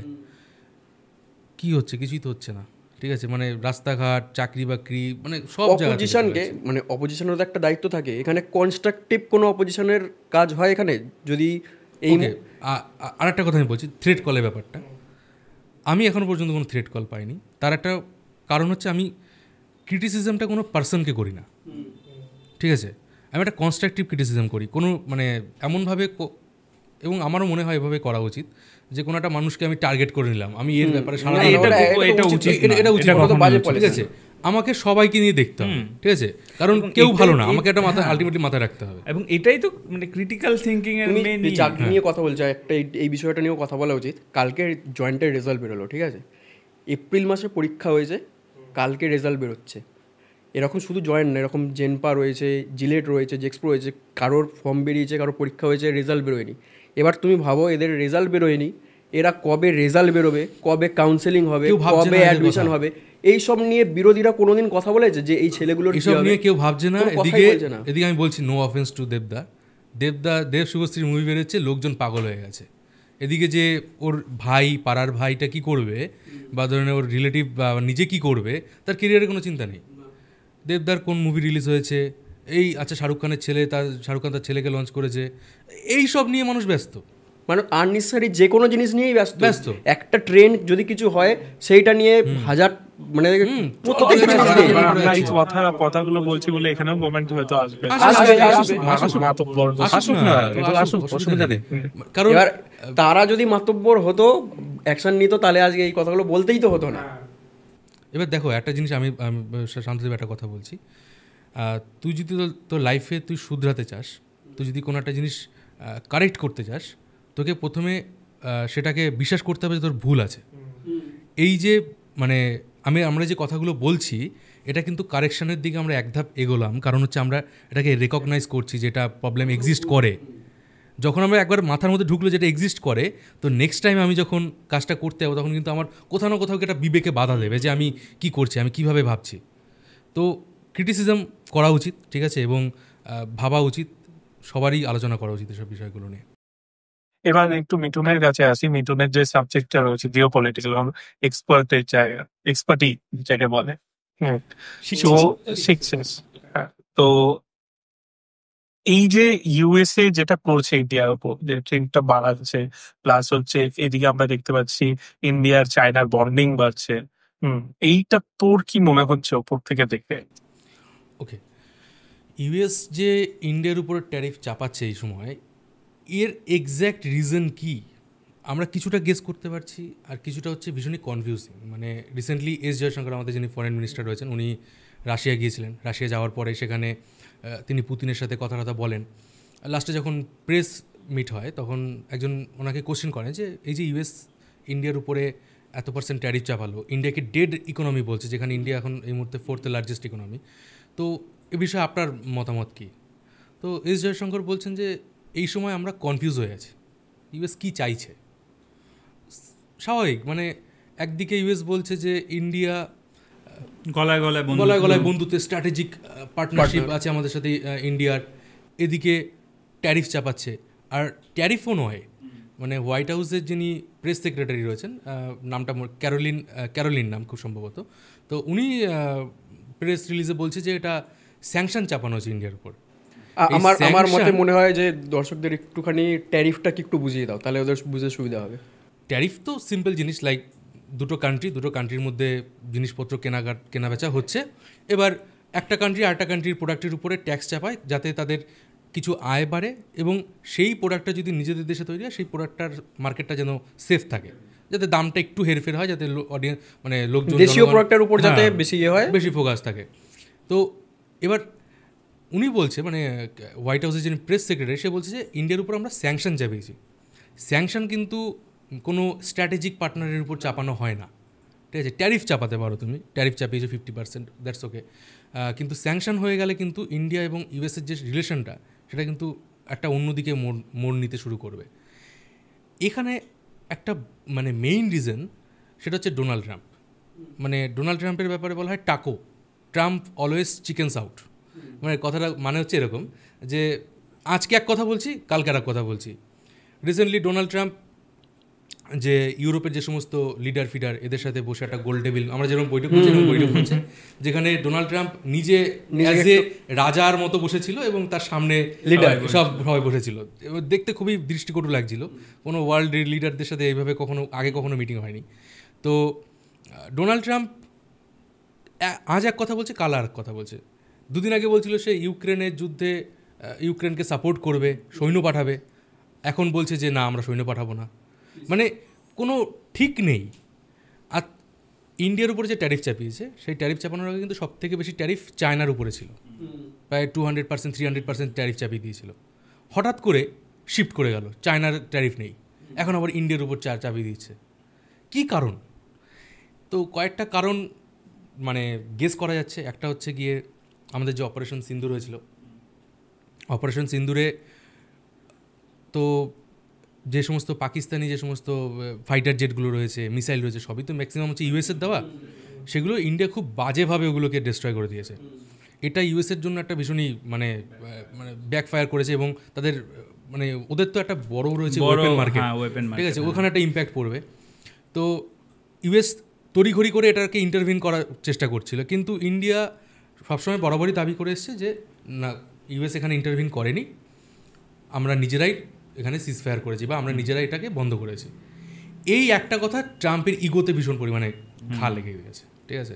মানে ট্রাম্প বারবার করে প্রেসের সামনে বলতে চাইছে যে আমি করিয়েছি, অথচ রিপোর্টাররা ফার্স্ট অ্যানাউন্সমেন্ট ট্রাম্পের তরফ থেকে এসেছিল সমস্ত যে, আর এখানে ইন্ডিয়া বারবার করে বলছে যে না, আমরা নিজেদের মধ্যে করে নিয়েছি। এটা একটা বড় একটা মানে ক্ল্যাশ হয়েছে, এবং মনে করা হচ্ছে ট্রাম্পের এই যে পার্সোনাল ইগোর জন্যই আজকের এই ট্যারিফটা। আরও বেশ কিছু কারণ রয়েছে, যেমন আমেরিকাকে ট্রাম্প চাইছে একটা বড় ইকোনমি তৈরি করতে, মানে ওর ভোটের ক্যাম্পেইন ছিল মাগা, মানে মেক আমেরিকা গ্রেট অ্যাগেন। তো এই মাগার যে মেইন ওদের মোটিভ সেটা হচ্ছে গিয়ে আমাদের দেশে মানে আমেরিকায় তারা প্রোডাকশন বাড়াবে, জব জেনারেট, আত্মনির্ভর আমেরিকা, মানে সহজ ভাষা বলতে গেলে জব জেনারেট করবো প্রচুর পরিমাণে। কিন্তু সেটা কোনোভাবেই পসিবল নয়, ইনফ্লেশন বেড়ে গেছে। আমি আরেকটু সহজ করে বলছি, সেটা হচ্ছে লাইক আজকের যদি আমি একটা আইফোন বলি, একটা আইফোন আমাদের ইন্ডিয়াতে আমরা যতটা কম খরচে বানাতে পারবো, চায়নায় যতটা কম খরচে বানাতে পারবো, সেটা আমেরিকা সম্ভব নয়। কারণ হচ্ছে ওখানকার লেবার কস্ট প্রচুর হাই, ঠিক আছে, মানে একটা আইফোনের দাম ডবল হয়ে যাবে যদি ইউএসএতে তৈরি হয়। তো ট্রাম্প যেটা চাইছে সেটা মোটামুটি মানে পসিবল নয়, ঠিক আছে, এটা একটা কারণ। আর একটা সেকেন্ড হচ্ছে আমেরিকা তাদের দুধ অ্যান্ড ডেয়ারি যে সমস্ত প্রোডাক্টগুলো রয়েছে, ঠিক আছে, মানে যেটার উপরে আমাদের দেশের প্রায় কোটি কোটি কৃষকরা জড়িয়ে রয়েছে, তাদের লাইফ ডিপেন্ড করে সেটার উপরে, এই মার্কেটে আমেরিকা ঢুকতে চাইছে, যেটা মানে ইন্ডিয়া কখনোই সেটা দিতে চাইছে না। তারপরে চায়নায় অনেকগুলো যেসব আমেরিকান কোম্পানিগুলো ছিল, ওরা ওখানে যেসব ম্যানুফ্যাকচার করতো, ওখানে ট্যারিফ লাগানোর ফলে ওরা চাইছে যে ইন্ডিয়ায় এখানে চলে আসতে। এবার ইন্ডিয়ায় যদি চলে আসে, ওখানে ট্রাম্প তো চাইছে যে সব আমাদের এখানেই তৈরি হোক, তো এইখানেও যাতে ওইটা না পসিবল হয় সেটাও একটা কারণ। তো ট্রাম্পের এই যে মানে পুরো প্রসেসটা মানে একটা বড় সড়ো একটা ব্ল্যান্ডার, মানে বড় সড়ো একটা ফেলিওর হচ্ছে। তার একটা প্রধান কারণ হচ্ছে আমেরিকায় ইনফ্লেশন বেড়ে গেছে। ওখানকার মানে আলটিমেটলি তো ওরা ইম্পোর্ট করছে কোনো না কোনো দেশ থেকে, ওদের ওখানে তো তৈরি হয় না বেশি। তো আলটিমেট প্রাইসটা কারা পে করছে? আমেরিকা জনগণ করছে। আমাদের ইন্ডিয়ারও ক্ষতি হবে, বলবো না যে ক্ষতি হবে না। আমাদের ইন্ডিয়ার জুয়েলারি সেক্টর রয়েছে, যারা সি ফুড মানে যারা জেলে রয়েছে, মাছ ধরেন যারা, তাদের একটা হিউজ পরিমাণে ক্ষতি হবে। গার্মেন্টস সেক্টরে ক্ষতি হবে। কিন্তু যদি ইন্ডিয়া একটু স্ট্র্যাটেজিক্যালি ভাবে, যদি আরও বিভিন্ন যাদের ব্রাজিল, রাশিয়া, অন্যান্য কান্ট্রিগুলোর সাথে যদি ভালোভাবে সম্পর্ক তৈরি করে, সেই মার্কেটগুলো আমরা আরও বেটারভাবে ধরতে পারবো।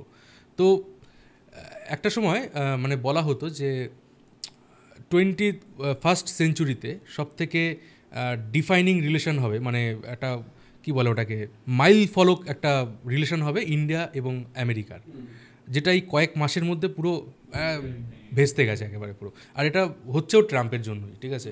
তার পলিসি কি সে কিছু মানে ঠিকঠাক নিজেও কনফিউজ। সে একবার বলছে আমি কানাডাকে দখল করে নেব, সে একবার ইউরোপিয়ান ইউনিয়ন মানে যাদের সাথে এত ভালো সম্পর্ক, তাদের সাথে ওই যে সামনে বসিয়ে একেবারে পুরো রাজার মতো করে বসে আছে, কথা বলছে। তো এটা একটা খুব বাজে একটা ব্ল্যান্ডার হচ্ছে, ফলে ইন্ডিয়াকে একটা সেকেন্ড রাস্তা খুঁজতে হচ্ছে। আর আমার তো রাস্তা তো একটা খুলে রাখতেই হবে। তো একে যাচ্ছে ইন্ডিয়া তাদের সব থেকে কাছের বন্ধু রাশিয়া, ঠিক আছে, রাশিয়ার সাথে সবসময় আমরা আছি। আর সেকেন্ড হচ্ছে গিয়ে চীন। এবার চীন কিন্তু মানে এমন একটা কান্ট্রি যাকে বিশ্বাস করা যায় না, ঠিক আছে। কিন্তু আমি এখানে বলবো যে চীনের থেকে মানে আমেরিকার থেকে চীন বেশি বিশ্বাসযোগ্য, ভরসাযোগ্য। কেন বলছি, মানে এই যে ধরে নাও আজকের দিনে তুমি আমেরিকা পাকিস্তানকে সাপোর্ট করে, চীনও পাকিস্তানকে সাপোর্ট করে, আবার আমেরিকার চীন কিন্তু সাপোর্ট করে, হ্যাঁ, চীন সেটা করে না। কিন্তু চীন কি করছে, চীন কিন্তু কখনো এই যে আমেরিকা এবং পাকিস্তানের বন্ধুত্বের জন্য পাকিস্তানকে কিন্তু হাতছাড়া করেনি, কখনো কিন্তু তার অ্যাগেনস্টে দাঁড়ায়নি। কিন্তু আজকের দিনে আমেরিকা কিন্তু এই জিনিসটা করছে, ঠিক আছে। যে আমাদের রাশিয়ার সাথে বন্ধুত্ব আছে, সেটা তোমাদের তো বুঝতে হবে যে কেন বন্ধুত্ব দরকার। আমার তো দেশে একটা হিউজ জনগণ, 140 কোটি 50 কোটি রয়েছে। তো এই কারণে ইন্ডিয়া এখন ঝুঁকছে একটু চায়নার দিকে। চায়নাও এই বিষয়টার একটু ফায়দা নিতে চাইছে, কিন্তু মানে এটা তো এখন একটা কী বলবো ফিউচারের একটা কোশ্চেন থেকে যায় যে চায়নাকে বিশ্বাস করে আদৌ আমাদের লাভ হবে কিনা। কারণ গতবার যখন চীনের প্রেসিডেন্ট শি জিনপিং এসেছিল ভারতে, তার কয়েকদিনের মধ্যেই তো গালওয়ান ভ্যালি অ্যাটাকটা হলো, ঠিক আছে। মানে তারপরে একটা সময় নেহেরু, জওহরলাল নেহেরু, উনি ভাষণ দিয়েছিলেন হিন্দি চিনি ভাই ভাই, তারপরেই অ্যাটাকটা হয়েছিল, ঠিক আছে। ইন্ডিয়া পাকিস্তানের যে যুদ্ধ, ইন্ডিয়া চীনের যে যুদ্ধটা হয়েছিল 1962-তে, সেটাও হয়েছিল। তো চায়না এমন একটা দেশ যাকে মানে পুরোপুরি বিশ্বাস করতে পারবে না, ঠিক আছে। রিলেশন হচ্ছে, ট্রেড বাড়ছে, এবং আমার মনে হয় যত কম রিলেশন চীনের সাথে থাকবে তত আমরা বেশি ফ্লারিশ করব। এর একটা প্রধান কারণ হচ্ছে চীনের সাথে যখন ইন্ডিয়ার ট্রেড হয়, চীন বেশি লাভবান থাকে, কারণ ওদের বেশি প্রোডাক্ট আমাদের দেশে আসছে, আর ওদের মার্কেটে কিন্তু আমাদের প্রোডাক্ট খুবই কম, যেটা ওদের মার্কেটে আমরা সেল করতে পারবো। তো এই সময় যদি রিলেশনটা আরও বেটার হয়, তাহলে কি হবে, আমাদের ডিপেন্ডেন্সি কিন্তু চীনের উপর আরও বেড়ে যাবে, ঠিক আছে? তো এখন দেখা যাক ভবিষ্যৎ কী হয়। জিওপলিটিক্স এবার এই যে এটাই বলে, জিওপলিটিক্সে কোনো কিছু পার্মানেন্ট নয়। মানে এই কিছুদিন আগে চীনকে আমরা one of the most enemy country ভাবছিলাম।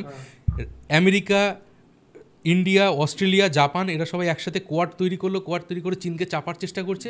আজকের কোয়াড ভেঙে গেল, ব্রিক্স স্ট্রং হচ্ছে, চীনের সাথে আমাদের স্ট্রং হচ্ছে, RIC মানে রাশিয়া, ইন্ডিয়া, চায়না স্ট্রং হচ্ছে। ওটা ওই জন্য বললাম, ওর কাছ থেকে শুনতে ভালো লাগে। এবং ওর যে ইউটিউবের যে হেডলাইন, যে ইতিহাস বইতে পড়ানো হয় না, এটা তো জানলাম। এবার একটু আমরা আবার একটু কন্টেন্ট ক্রিয়েশনের দিকে আসি। রুজি রুটি যেটা, সেটা এটা মিডলে, এটা মিঠুন স্পেশাল। আমি তো ভয় পাচ্ছি মানে ইন্ডিয়ার সাথে যদি সাপোজ আমাদের একটা কত বড় আমরা মানে ডেঞ্জার পজিশনে আছি। ওই যে বললাম, আমাদের প্রবলেমটাকে অ্যাকনোলেজ করতে হবে, ঠিক আছে? আমরা ভারত মানে এখনো পর্যন্ত আমরা বিশ্ব সেরা হতে পারিনি, আমাদেরকে হতে হবে। আমরা বিশ্বগুরু হতে পারিনি, হতে হবে। আজকের দিনে এই যে আমেরিকার সাথে যে প্রবলেমটা হচ্ছে, এটা যদি আরও বাড়ে, যদি সোশ্যাল মিডিয়াগুলো বন্ধ হয়ে যায়, আমাদের কাছে তো কিছুই নেই, ফেসবুক, ইনস্টাগ্রাম, ইউটিউব কোনো কিচ্ছু নেই, হোয়াটসঅ্যাপও নেই আমাদের কাছে। তো এই একটা মানে মানে হিউজ একটা ওয়ার্নিং, মানে বলতে অ্যালার্মিং একটা টাইম, যেটা আমাদের দেশে একটা সোশ্যাল মিডিয়া দরকার, ঠিক আছে? আমাদের দেশে একটা নিজস্ব সোশ্যাল মিডিয়া দরকার। তো এই ভয়টা আমি পাচ্ছি যে লাইক যেভাবে ক্লাসটা আরও বাড়ছে, এগোচ্ছে, কালকে না হঠাৎ করে ইন্ডিয়া বলে দেয় যে ঠিক আছে, যারা ইউটিউবের উপর আমরা এত% ট্যারিফ চাপিয়ে দিলাম, বা আরও বেশি পরিমাণে বেড়ে গেল ক্লাসটা, খারাপ হয়ে গেল। এটা আমাদের একটা ভয়ের জায়গা। যাই হোক, এমন ভয়তে লাভ নেই, প্রকাশ করে।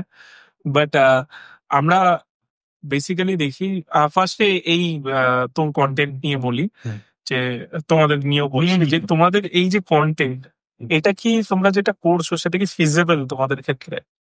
ফিজিবল ইন দ্য সেন্স যে করে সার্ভাইভ করা, এটা টিম নিয়ে কাজ করা, বিশেষ করে এই পরিস্থিতিতে যেখানে, যেটা একটু আগে আলোচনা হচ্ছিল যে স্পন্সর প্রায় কম, অনেক কম, বা নেই বললেই চলে। ইউটিউবের ক্ষেত্রে বলছি, আমি বলি, আমি আজকের আর একটা ভালো কথা অ্যানাউন্স করা হয়নি, আজকে আমরা ভিডিওটা শ্যুট করছি 23শে আগস্ট, তাই তো? আজ আমার চ্যানেলের বার্থডে, 6 বছর কমপ্লিট হলো রোমাঞ্চপিডিয়ার। তো এই গত 6 বছর ধরে আমার ইনকামের মেইন সোর্স হচ্ছে অ্যাড রেভিনিউ। ওকে, অ্যাড রেভিনিউ দিয়ে আমি সার্ভাইভ করছি। ব্র্যান্ড মাঝখানে কিছু পেতাম যাতে কোয়ালিটি কন্টেন্ট দিতে পারি, বাট মেইন আমার কিন্তু অ্যাড রেভিনিউ। তো এখনও পর্যন্ত আমি বলবো যে অ্যাড রেভিনিউ ভালো আছে, মানে হিন্দির তুলনায় খারাপ, কিন্তু সার্ভাইভ করার মতো। মানে আমি যে টাইপের কন্টেন্ট বানাচ্ছি, যে টাইপের আমি খরচ করছি, সেই খরচটা আমার উঠে যাচ্ছে। টুকটাক 1 মাস 2 মাস পরে একটা দুটো ব্র্যান্ডও হয়তো ভালো ব্র্যান্ড পাওয়াও যায়, ঠিক আছে? তো খুব বেশি যে বলবো যে মানে ফিজিবল নয়, লসে রান করছি এমন নয় আমি। আর সবচেয়ে বড় কথা হচ্ছে, আমার কাছে টাকাটা এমনভাবে আমি ইনকাম করার চেষ্টা করি যে আমার ফ্যামিলিটা যাতে ঠিকঠাকভাবে চলতে পারে, আমার সাথে যারা কাজ করছে তাদের যাতে আমি ঠিকঠাকভাবে স্যালারিটা পে করতে পারছি বা তাদের পেমেন্টটা করতে পারছি, দ্যাটস ইনাফ। মেইন হচ্ছে আমি এনজয় করি কাজটা। আচ্ছা, এখানে আমার একটা বিষয় তোকে জিজ্ঞেস করার, সেটা হচ্ছে এই যে মানে মোটামুটি বললি যে হ্যাঁ ফিজিবল, এই কাজগুলো করে আমার একটা কিছু থেকে যাচ্ছে যেখান থেকে আমি আমার গুলো, এবার এটাকে কি অ্যাজ আ বিজনেস হিসেবে আমরা ধরতে পারি, ধরা যায়? মানে সেই পরিমাণে কি থাকছে টাকাটা?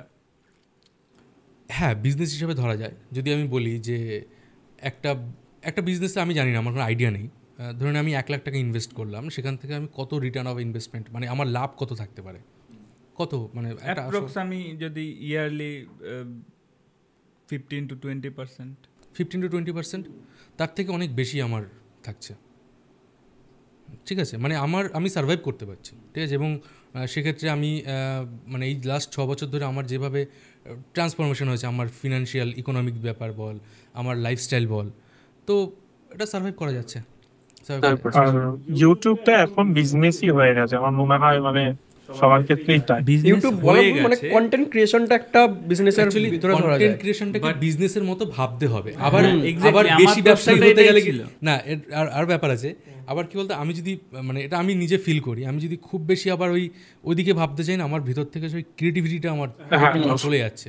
মানে ধরে নে আমি একটা কন্টেন্ট নিয়ে যে ঠান্ডা, এই যে ধর জিও পলিটিক্সের ব্যাপার, জিও পলিটিক্স তো এমন নয় যে আমি জাস্ট একটা আর্টিকেল পড়ে আমি বানিয়ে দিলাম। আমাকে 10টা আর্টিকেল পড়তে হচ্ছে, ঠিক আছে, এবং পাস্টের কথা ভেবে ওটাকে কানেক্ট করতে হচ্ছে। এবং জিওপলিটিক্সে সবসময় দুটো পার্সপেক্টিভ থাকে। হ্যাঁ, অবভিয়াসলি, একটা এইদিকের একটা ওইদিকের, দুটো জিনিসই দেখ। ওই জিনিসগুলোকে দেখে এই যে ভাবার যে ব্যাপারটা, এই যে পিস অফ মাইন্ডটা দরকার ভীষণ পরিমাণে। তো যখন দেখছি না ঠিক আছে ভাই, রেভিনিউ মোটামুটি আসছে, ব্যাস ঠান্ডা মাথায় করো, ঠিক আছে, আমি বিজনেস হিসাবে সেরকমভাবে না ভেবে আমি অ্যাজ এ কন্টেন্ট ক্রিয়েটার ভাবছি। কিন্তু এই জিনিসটাকে এখন সবাই বিজনেস হিসাবেই নিচ্ছে। লাইক যত বড় বড় প্রোডাকশন হাউস আছে, যারা আছে, সবাই এটাকে বিজনেসের মতোই দেখছে। বিজনেসের মতো মানে যদি পুরোপুরি শুধু টাকার উপর ফোকাস করতে যাচ্ছে, তখন ক্রিয়েটিভিটিটা কমিয়ে যাবে। আর তোমাকে চিনছেই তো ক্রিয়েটিভিটির জন্য। তুমি র্যান্ডমলি কোয়ালিটি না দিয়ে, আমি ইউটিউব তো অ্যাকচুয়ালি আমার এই চ্যানেলটা তো হচ্ছে 2019-এর চ্যানেল, তার আগে থেকেও আমি ইউটিউব করি। মানে এই চ্যানেলটা ছিল না, অন্য চ্যানেল ছিল, সেখানে আমি কিছু কমেডি ভিডিওস করতাম। তখন কিন্তু আমার ইনকাম আসতো না, তখন আমার ফিনান্সিয়াল কন্ডিশন আরও খারাপ ছিল। মানে তখন লাইক ধরে নে ওই হাতে ফাতে ক্যামেরা ধরে আমার বন্ধুরা হেল্প করতো, ওরা ওই লাইট ফাইট ধরে থাকতো। তো তখন থেকে আমি করি, তখন কিন্তু আমার ইনকাম ছিল না। তখন আমি করতাম যে আমার ভালো লাগে কন্টেন্ট ক্রিয়েশনটা। তো এই ভালো লাগাটা একটা ভীষণ মানে প্রয়োজন, যে শুধুমাত্র টাকা ভাবলে হবে না। আমাদের সবার ক্ষেত্রে তাই, মানে আমরা যখন শুরু করেছি, আমরা মনে হয় না কেউই টাকা ভেবে। হ্যাঁ, এক্স্যাক্টলি, এটা যদি কেউ ভেবে শুরু করে, তাহলে আমার মনে হয় না খুব মানে ফ্রুটফুল হবে জিনিসটা। কেননা শুরুতেই ডিমোটিভেট হয়ে যাবে, কেননা ওই টাকাটা আসতে অনেকটা টাইম লাগে, অনেক কিছু পরিশ্রম করতে হয়। আমাদের মানে আমরা যখন শুরু করি পডকাস্ট, তখন আমরা ভাবিনি যে এরকম কিছু একটা হবে বা সেট আপ হবে বা এরকম কিছু। আমরা জাস্ট র্যান্ডামলি লোককে কানেক্ট করতাম, আচ্ছা আপনার বাড়িতে করা যাবে, তখন তো বাড়ি গিয়ে করতাম করা যাবে, নির্লজ্জের মতো বলতাম গরমকালে যে বলছি এসি আছে, তাহলে ফ্যান চালাতে হবে। আর তখন ওই বয়ার যে ওগুলো তো ধরে নেয়।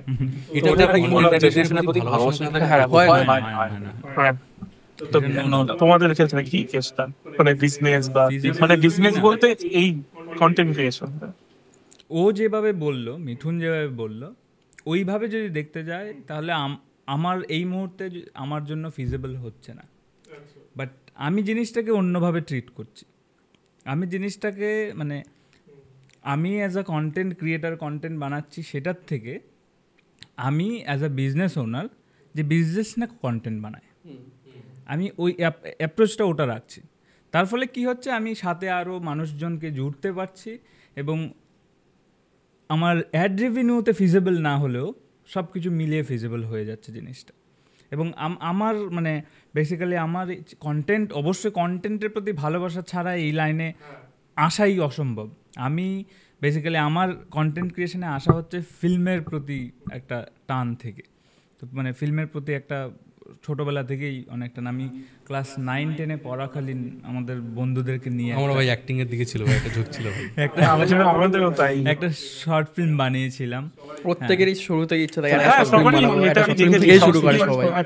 তো বানিয়েছিলাম। তো সেই মানে যে সময়কার কথা বলছি, সেই সময়কার মানে তোমার ওই দেখবে সনির এইটুকুনি ডিজিটাল ক্যামেরা, ওই ক্যামেরা দিয়ে। তো যাই হোক, সেটা বানিয়েছি, বানানোর পর আমরা ইয়ে করলাম। তো তারপর থেকে কন্টেন্ট ক্রিয়েশনের ঝোঁকটা ওখান থেকেই। তারপর লেখালেখি শুরু, লেখালেখির থ্রুতে যে আচ্ছা চলো এটা নিয়ে তো ভিডিও করা যায়, ভিডিও বানানো শুরু।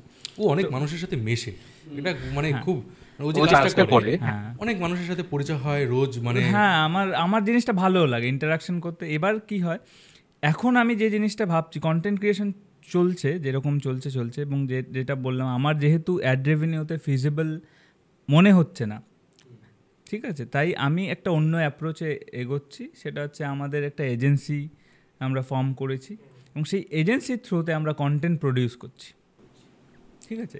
এবং এই একটা ছোট্ট আমি কথা বলছি এখানে, এই যে ফিজিবল না হওয়ার যে ব্যাপারটা, এটা কিন্তু মানে ফার্স্ট ধরে নিয়ে আমি সাপোজ বলছি আমার একটা চ্যানেল আমি ওপেন করলাম, ওপেন করে আমার 1 লাখ সাবস্ক্রাইবার হলো, 1.5 লাখ সাবস্ক্রাইবার হলো। হিন্দি বেল্ট হলে কমপ্লিটলি ডিফারেন্ট, ব্র্যান্ড ফ্র্যান্ড সব কিছু পাওয়া যায়। কিন্তু বাংলা বেল্টে কি হয়, ওই 1-1.5 লাখ সাবস্ক্রাইবার যে পরিমাণ ভিউজ আসে বা 2 লাখ সাবস্ক্রাইবার যে পরিমাণ ভিউজ আসে সেটা সাস্টেন করা একটু চাপ হয়ে যায়। তোর যখন মানে তোকে না কন্টিনিউয়াসলি করতে হবে, ধরনের 2 লাখ 3 লাখ হওয়ার পরে দেখবি তুই একটা মান্থলি একটা ভালো অ্যামাউন্ট, তখন ওটা ফিজিবল মনে হয়। একদমই। এবার ওই জায়গাটায় যেতে গেলে আমার তো একটা অন দ্য প্রসেস, কারণ আমি এই মুহূর্তে কোনো আর কিছুই করি না, আমি ওটাই করি। তো আমি যাতে এটাকেও চালিয়ে যেতে পারি, বাদ বাকি কাজগুলো যাতে করতে পারি, সেটার জন্য আমাকে একটু এক্সট্রা প্রেশার নিতে হচ্ছে, নিয়ে আমরা জিনিসটাকে করছি। কারণ কি, কারণ এনজয় করি জিনিসটা, আমি খুব এনজয় করি কন্টেন্ট ক্রিয়েশন, যে কোনো ফর্ম অফ কন্টেন্ট, ইউটিউবে হোক, লং ফরম্যাট হোক, শর্ট ফরম্যাট হোক, যে কোনো ফর্ম অফ কন্টেন্ট, এই যে প্রসেসটা, যে লেখা থেকে শুরু, একটা আইডিয়েশন থেকে শুরু করে জিনিসটা লিখে ডিসকাস করা আরও 10টা মানুষের সাথে, যে আমি এটা ভাবছি, এটাকে এরকমভাবে তাদের একটা ফিডব্যাক নেওয়া, নিয়ে জিনিসটাকে আরও সাজানো, গিয়ে তারপর শ্যুট করা। আমার তো সব থেকে বেস্ট, মানে আমাকে যদি সব থেকে বেস্ট এক্সাইটিং মোমেন্ট আমার বলা হয়, সেটা হচ্ছে শ্যুট। মানে শ্যুটের ইয়েতে আমরা খুব স্বল্প পরিসরে শ্যুট করি, কিন্তু যদি আমি ওটাকে সেট বলা যায় না, কিন্তু তাও যদি বলার জন্য টার্মটা তো সেটই হয়, সেট বলি, ওটা হচ্ছে বেস্ট টাইম। ঠিক আছে, এনার্জি, চারিদিকে এনার্জি, এবং প্রত্যেকটা মানুষকে ওই জিনিসটা একটা আলাদা জিনিস। তারপর আমি আরেকটা প্রসেস আমি সবথেকে বেশি এনজয় করি ভাই, মানে যেহেতু বললি, মানে সব মানে একটা থাকে না, একটা পুরো কাজ, একটা ভিডিও বানানো তো অনেক বড় ব্যাপার, স্ক্রিপ্ট লেখা, রিসার্চ করা, শ্যুট করা, থাম্বনেল এডিট। আমি সবথেকে বেশি এনজয় করি রিসার্চ, আমার খুব ভালো লাগে। মানে ধরেন একটা জিনিস রিসার্চ করতে করতে আমি এমন একটা জায়গায় চলে গেলাম, মানে যেটা কেউ জানি না, ঠিক আছে, তখন একটা আলাদা মজা। এটা ডিপেন্ড করে, এটা আমি কেন ওর সাথে রিলেট করলাম, এটা হচ্ছে প্যাটার্ন, তোর প্যাটার্নটা ওটা। এবার দুজনের প্যাটার্ন কিন্তু আমরা ফিল্ম মেকিং থেকে, এবার আমার প্যাটার্নটা আবার এখানে একটু আলাদা আছে। এবার আমি এদের থেকে একটু ডিফারেন্ট করি, তার কারণ হচ্ছে আমি মেনলি ফোকাস করি শর্টসের মধ্যে। এবার আমি শুরু যেহেতু ওই রকমভাবে করে ফেলেছি, এবার আমার এখানে ফিজিবল না, কিন্তু আমি যে অ্যাড রেভিনিউ থেকে যেটা আসে, আমি যারা জানে না বলি, শর্টসে কিন্তু কোনো টাকা নেই, একদম নেই, মানে লং ফর্মে যেই টাকাটা আছে শর্টসে সেটা নেই। এবার আমি একটা মানে কি বলবো, অনেকগুলো কোয়ান্টিটিতে দিই, যার জন্য আমার হয়ে যায় মোটামুটি। কিন্তু এতটা কোয়ান্টিটিতে মানে দিনে 3-4টে করে বানানো সবার পক্ষে এটা পসিবল না। এবার আমরা সেটা করে ফেলি, কিন্তু আলটিমেটলি আমাদের লক্ষ্য কিন্তু মানে ভালো কিছু করা, মানে সিনেমাটিক কিছু করা, মানে শর্ট স্টোরি বানানো, বিভিন্ন এজ এরকম বানাই আর কি। এইগুলো কিন্তু আমাদের লক্ষ্য, যে মানে এই ধরনের জিনিস বানাবো, কিন্তু সেটা বানানোর জন্য এইগুলোর বাইরে তো বেরোতে হবে, টাইমটা পাওয়া যায় না। এবার এইগুলো যদি আমি এত কোয়ান্টিটিতে মানে বানাতে থাকি, ওইখানে আমার টাইমটা কম পড়ে যাচ্ছে। এবার যদি এখন আমি এই দিকে পুরোপুরি শিফট হয়ে যাই, তখন আমার এইগুলোর থ্রুতেই কিন্তু আমার রেভিনিউ হচ্ছে, সেখানে আমার গন্ডগোল। আবার আমি যে ধরনের কন্টেন্ট বানাই, এখানে তো ব্র্যান্ড আসতে আরও স্টাক হয়ে গেছে, আমারটা ওইখানেই প্রবলেম হয়ে গেছে। এবার ওই জন্য ধীরে ধীরে ট্রানজিশন আসছে, আমরা খুব তাড়াতাড়ি ওদিকে শিফট হবো। একদম শিফট হবো মানে কি, এগুলো বন্ধ করে দেবো ওরকম না, কেননা মানুষ আমার এটার জন্য ভালোবাসে, এটা দেখতে, তো ওটা আমি কন্টিনিউ করবো তার সাথে এখানে। এবং আমার পোস্ট প্রোডাকশনও খুব ভালো লাগে, এডিটে বসতে, কালার করতে, মানে ওই এন্টার প্রসেসই ভালো লাগে, মনে হয় না, মানে ওইটাই মনে হয় যে ভাসছি, একটা কিছুর উপর ভাসছি। যেই কন্টেন্টটা পাবলিশ হয়ে গেল, তখন শুরু হয় টেনশন। এতক্ষণ ধরে কিছু মাথায় নেই, মানুষ দেখবে তো, মানে ভিডিও ছাড়ার 1-1.5 ঘন্টা 2 ঘন্টা মানে একটা অ্যাংজাইটি, প্যালপিটেশন হয়, আর কি হচ্ছে ভাই, দেখি বারবার স্ক্রল করছি, বাড়ছে তো গ্রাফটা কোন দিকে যাচ্ছে, থেকে বেশি টেনশন হয় যদি দেখি 2 থেকে 3 নেমে গেল, 4 নেমে গেল, বেশি টেনশন উপরে উঠতে খুশি।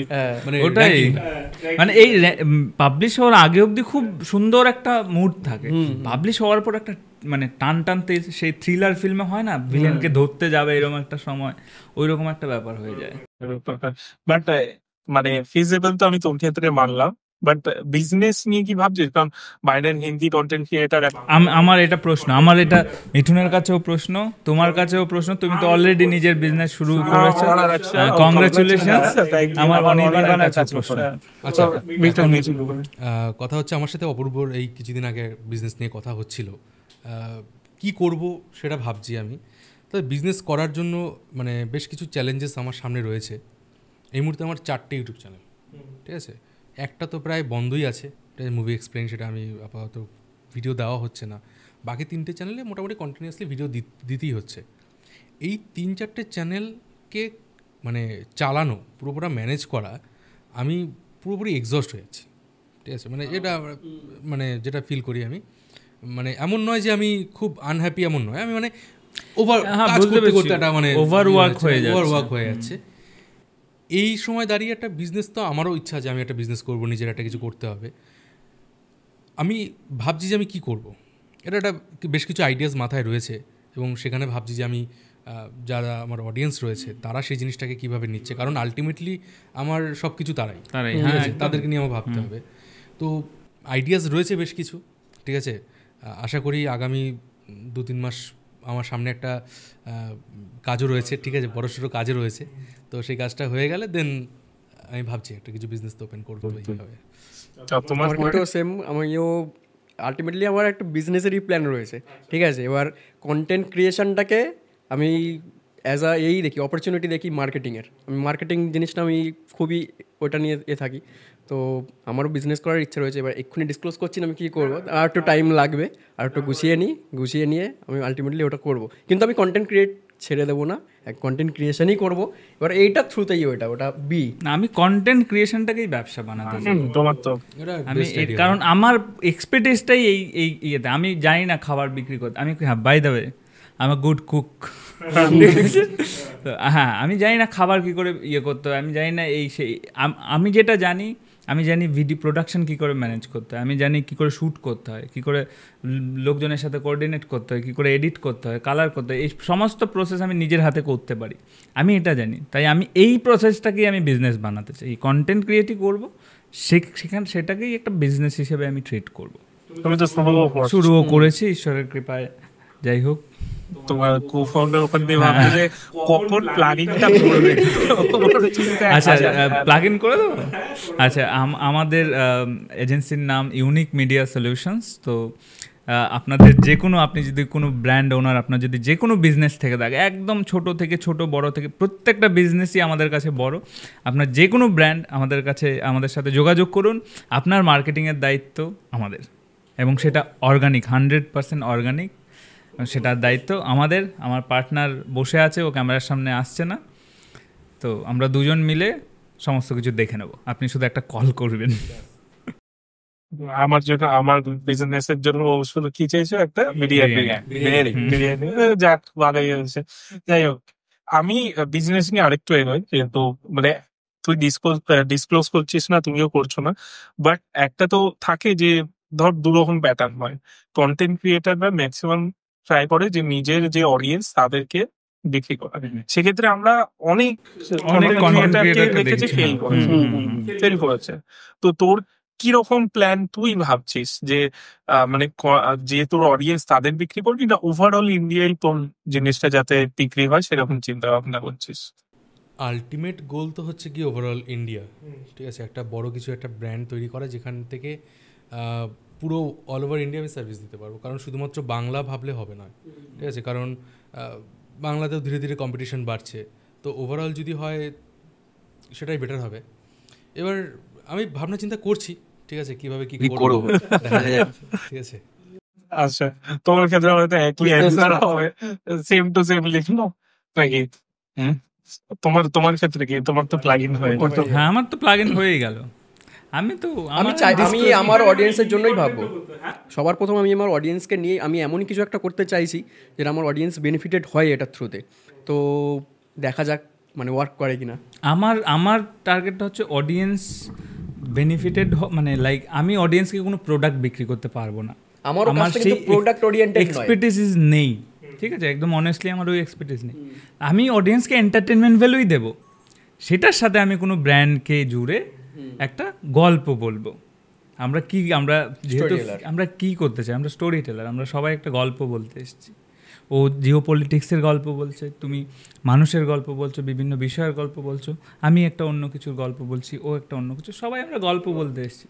তো আমরা গল্পই বলবো, সেটাকে দেখা যায় যে আমাদেরও একটু ঘর সংসার চলে যাবে, আর মানুষও একটা এন্টারটেনমেন্ট হবে, যে আমাদের ঘর সংসারটা চালাবে তারও একটু ভালো হয়ে যাবে। তো একটা ইকুয়াল মিলিত একটা প্রসেস। আচ্ছা, আমার প্রশ্ন, আচ্ছা 2-3 প্রশ্ন আছে আমার জিজ্ঞেস করা হচ্ছে, তোমরা যে ফিল্ডে আছো সেই ফিল্ডে যদি নতুন কেউ ইন্ট্রোডিউস হতে চায় নিজেকে, সে কিভাবে তার প্রিপারেশন শুরু করবে? এটা মিঠুন বলুক, মিঠুন অনেক বেশি এক্সপিরিয়েন্সড আমাদের থেকে। প্রত্যেকের feel। হ্যাঁ মিঠুন মিঠুন বলুক, বলুক। তারপর বলছি। আজকের দিনে কেউ যদি কন্টেন্ট ক্রিয়েট করতে চায়, অবভিয়াসলি ইউটিউব তো free platform, YouTube, Instagram, Facebook সবই ফ্রি প্ল্যাটফর্ম রয়েছে। কিন্তু আজকের দিনে যেভাবে কন্টেন্ট বানানো আজ থেকে 5 বছর আগে একদমই সেম ছিল না। আজ থেকে 5 বছর আগে কী ছিল, ওই যে একটা ক্যামেরা, মোবাইলের ক্যামেরা দিয়ে আমরা ভিডিও শ্যুট করে দিতে পারতাম। ব্লগ হয় আজকাল, কিন্তু আজকের দিনে প্রপার লাইট দরকার, সাউন্ড দরকার। তো কেউ যদি মনে করে যে আমি কন্টেন্ট ক্রিয়েট করব, একদম কম প্রাইস দিয়ে জিনিসগুলো কেনা, কিছু জিনিসপত্র কেনা, এবং আজ থেকে 5 বছর আগে 5,000 টাকার যে ভ্যালু ছিল, আজকের দিনে কিন্তু সেই ভ্যালুটা অনেকটাই ডাউন হয়েছে, ঠিক আছে? সো তুমি যদি কন্টেন্ট ক্রিয়েট করতে চাও, টাইম নাও, প্রপার রিসার্চ করো কী করে editing প্রথমত করতে তোমার হয়। একটা এমন কিছু ট্যালেন্ট দরকার, মানে একদম ইউনিকনেস কিছু একটা দরকার, ঠিক আছে? যেটার মানে কি বলবো, আগে কি হতো, প্ল্যাটফর্ম ছিল না, মানে ইউটিউব আসার আগে কথা বলছি, সোশ্যাল মিডিয়া যখন ছিল না। আমি একটুখানি শেষ করে দিই, আমি যেগুলো বলছিলাম, যে প্রথম হচ্ছে তোমাকে একটা মোটামুটি সেট আপ তৈরি করতে হবে, যাতে তোমার, কারণ তোমাকে অলওয়েজ ভাবতে হবে তোমার কম্পিটিশনটা সবসময় হাই লেভেলের সাথেই হচ্ছে, মানে যারা টপ ক্রিয়েটার রয়েছে তাদের সাথেই হচ্ছে। তো তোমাকে রিসার্চ করতে হবে, ঠিক আছে? কী করে স্ক্রিপ্ট লিখতে হয়, কী করে এডিট করতে হয়, কী করে থাম্বনেল বানাতে হয়, ট্যাক্স কী করে দিতে হয়, ডেসক্রিপশন কী করে দিতে হয়, স্ক্রিপ্টের কোন পয়েন্টে কী বলতে হবে, এডিটিংয়ের কোন পয়েন্টে কী করতে হবে, এই সব কিছু তোমাকে শিখতে হবে। শিখে তোমাকে মাঠে নামতে হবে। তারপরে মাঠে নামার পরে এমনও তো হতে পারে তুমি সাকসেস হচ্ছ না। তোমাকে একটা জিনিস মাথায় রাখতে হবে, তুমি যদি 10টা ভিউজও পাও, ঠিক আছে, 10 জন মানুষ তাদের লাইফের ভ্যালুয়েবল টাইম মানে তোমাকে দিয়েছে, অ্যাপ্রিসিয়েট করো, দেখো যে সেটা লোকজন কতটা কি পছন্দ করছে, নিজেকে আরও ইমপ্রুভ করো। প্রথমেই টাকার দিকে যেও না, কারণ শুরুতেই তুমি যে টাকা ইনকাম করতে পারবে তার কোনো গ্যারান্টি নেই, ফেলও হতে পারো তুমি। নতুন কিছু ট্রাই করো, তো আশা ছাড়া যাবে না, এই হচ্ছে ব্যাপার। এবার বলো। ম্যাক্সিমাম মানুষের কাউকে দেখে, ধরো তোমার কন্টেন্ট দেখে তোমার টাইপের ফিল্ডে নামার চেষ্টা করছে, তার মেন মোটিভেশন ব্রেক হয়ে যাচ্ছে যে আমি সিম খাচ্ছি, আমার ভিউজ আসছে, তোমার আসছে, মানে সে যে ব্যাক স্টোরিটা দেখছে না, যে আমি 10 বছর এই ফিল্ডে থাকি, না থাকলেও আমি ক্যামেরার ফিল্ডে বা এই ফিল্ডে আমি হেঁটে এসেছি, এই মোটিভেশনটা মানুষ ধরে রাখতে পারছে। এবার দেখো, মোটিভেশনটা তো ভেতর থেকে আসবে, হ্যাঁ, ঠিক আছে? এবার একদিনে কেউ সাকসেস পায় না। তুমি যদি আজকে দেখো, আজকে তোমার 6 বছর হলো, তুমি 6 বছর আগে একটা ভিডিও চালাও, আমি যেভাবে কথা বলেছি, মানে এখন আমি শুনলে ভাবি যে আচ্ছা আমি এইভাবে কথা বলতাম, সব কিছুই, কথা বলা, এডিটিং, লাইভ, সব কিছু চেঞ্জ। তখন আমি এক ছিলাম, এখন আমি এক। তো তোমাকে ওই কনফিডেন্সটা রাখতে হবে যে আমি পারবো, ঠিক আছে, আমাকে পারতেই হবে, এই কনফিডেন্স নিয়ে তোমাকে এগোতে হবে। মোটিভেশন অবভিয়াসলি রাখতে হবে, যে কোনো কাজে তোমাকে নিজেকে মোটিভেট করতেই হবে, ঠিক আছে? কারণ তুমি আজকে যেটা ফেস করছো সেটা একটা টাইমে আমি ফেস করে এসেছি, ঠিক আছে? আমি ফেস না করে এমন নয় যে আমাকে কেউ ধরে টুক করে বসিয়ে দিল, বা ধরে নাও সাপোজ আমি বলছি, সাপোজ যদি আমার আজকের চ্যানেলটা, আমার 2 মিলিয়নের চ্যানেল, বা ধরে নাও কারো 10 মিলিয়নের চ্যানেল, একজন যদি নিউ কামারকে ধরে দিয়ে দেয়, ভাই তুমি আজকে কন্টেন্ট বানাও, চালাতে সে পারবে না তো, কারণ হচ্ছে তার কাছে সেই এক্সপার্টিসটা নেই, তাকে শিখতে হবে, ঠিক আছে? টাইম দিতে হবে তাকে, এক্সপিরিয়েন্সটা ম্যাটার করে। আর তার থেকেও বড় ব্যাপার যেটা মোটিভেশন, সেটার ক্ষেত্রে আমি বলি যে এই যে তুই বললি যে এর আগে তুই কমেডি ভিডিও করেছিস বা অন্য কিছু করেছিস, আমরাও অনেক কিছু ভিডিও করেছি, হ্যাঁ, তো এটা তো কেউ দেখছে না, ও ভাবছে এটা দিয়ে পড়ে 2 মিলিয়ন এই মুহূর্তে যেটা সেটা তার আগের কেসটা দেখছে না, লাইক ধরে না, এই যে আমি একটা ভিডিও পাবলিশ করলাম লাস্ট, মানে রেয়ার আর্থ এলিমেন্টসের যে ভিডিওটার পেছনে আমি ভাই কয়েক রাত জেগে জেগে আমি রিসার্চ করেছি, ঠিক আছে? আমাকে স্ট্রাগল করতে হয়েছে, আমার এডিটররা রাত জেগে জেগে এডিট করেছে, ঠিক আছে? থাম্বনেল বানাতে হচ্ছে, শ্যুট করতে, আমি যে ছেলেটাকে দিয়ে মানে যে ভাইটা আমাকে শ্যুটে হেল্প করে, তো ও একদিন রাতের বেলা 2টোর সময় এসছে ভিডিও শ্যুট করতে। তো এই এফোর্টটা তো আমাদের দিতে, এটা তো ক্যামেরার পেছনে। এইখানে একটা ব্যাপার হচ্ছে, যারা সাকসেসফুল, আমি নিজেকে সাকসেসফুল বলছি না, কিন্তু যারা সাকসেসফুল তারা এই স্ট্রাগলটা এনজয় করে, তারা তো এনজয় করছে। এই যে রাত 2টোর সময় তুমি করছো, রাত জেগে যে এটা করছো, এইটা তুমি এনজয় করছো। কিন্তু যে নিউ কামার, এত রাত জেগে এরকম করতে হচ্ছে, তারপরে হচ্ছে না। কিন্তু আমি যখন